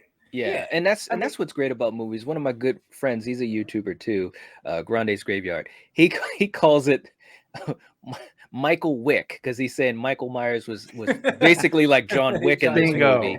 That's And I was true. like, and granted, I love John Wick too, but I do too. yes, I see what he was saying about that. But they were just trying to show that power of Michael. You know, they were trying to show that in film. And I dug it. You know, some people, you know, it didn't land, which, you know, that's fine too. But I really dug it. For what the movie is. Like, it was everything that I expected it to be. Like, which is probably part of the reasons why I didn't like it so much. Like, I knew this was just going to be a reel of Michael's greatest hits. Like, it's going to be Michael just running through the town. You know, it's not going to be a jumble of a movie. It's going to have its moments, which it did. It had its moments, flashback scene. I really enjoyed it. And the way that they did that, if you saw how they were able to create those flashback scenes and stuff, that was great. Like, it had its moments, but that doesn't mean it was good overall. And it's just, I don't know. It's true. But it wasn't good. It was great. Yeah. We can all be wrong sometimes. Yeah. Oh, look, and there we're talking. That's cool. That's cool. That's better than the That's movie. awesome, bro. Oh, stop it, Faith. Come on. Dude, that's good. I'm ready to see the extended cut now, man. You got me excited to watch the extended cut. I got to see that this week. It's just another 10 minutes in the hospital. Yo, stop Oh, it. no. You're horrible, man. It's just people hanging out in the hospital. That's all it is. 5 more It's just minutes the of guy them running saying down evil 2 other dies tonight. hallways. I was trying to Yeah. say it without laughing, but I couldn't. He goes down to the next level and goes up to the next level. And just keep chasing him. That's horrible. All right, guys. All right, Nice I'm tonight. sorry. I'm sorry. We We're have to gonna end get this ready. eventually, I know, right? yeah. Yeah. 2.5 hours. Yes. I think that's probably good. Yeah. Right. No, So, but in all hey, seriousness, I genuinely enjoy these conversations. Like, I do you know, too. whether Yeah. whether I'm on Yeah. Oh, whether yeah. I'm on one side or the other, I do, and I genuinely feel this way. Like, I don't mind playing devil's advocate sometimes, just to like stir up some drama, you know, because we're here to talk and have discussions. But I genuinely feel that way about the film. It's just so I Yeah. do. I love hearing all perspectives. You know, even though you Right. guys are wrong, but it's Stop it. Oh. Come on. Yeah, I don't know. But you I don't know about that. and it's funny too, man, because and of course, when I know Halloween Kills gets brought up in conversations, Yeah. I'm always ready for one side or the Yeah, other. and And the like I other, said, yeah. we already had conversations It with, is. I mean, some really, cool YouTubers that love horror and love the franchise, and I've seen it go both ways as Yeah. far as their opinion. So I'm Yeah. used to it. But Oh yeah, but It's but all, it is it's a all good just movie. fun. It is. It's all It is just good. good fun. sure. All right. Yeah. So, anyways, guys, this was fun for you guys watching this recording. You have got to let us know what you think about all of these topics we talked about. What do you think of Halloween Kills? What do you think about Mariah Carey? Is she Oh, over? yes. No, I'm just joking. Anyways, What's your favorite Christmas horror movie too? That's another. yes, Yeah, that's a Christmas good that's one. another horror. good one. I'd love to hear your Yes. favorite Christmas horror movie. Is Die Hard a Christmas movie? Is The Nightmare Before Christmas, is that a Halloween movie or a Christmas movie or both? You got to let us know in the comment section. We're going to catch you guys later. And the collective has spoken. See you Catch you guys in the later. next See you guys. Merry Christmas.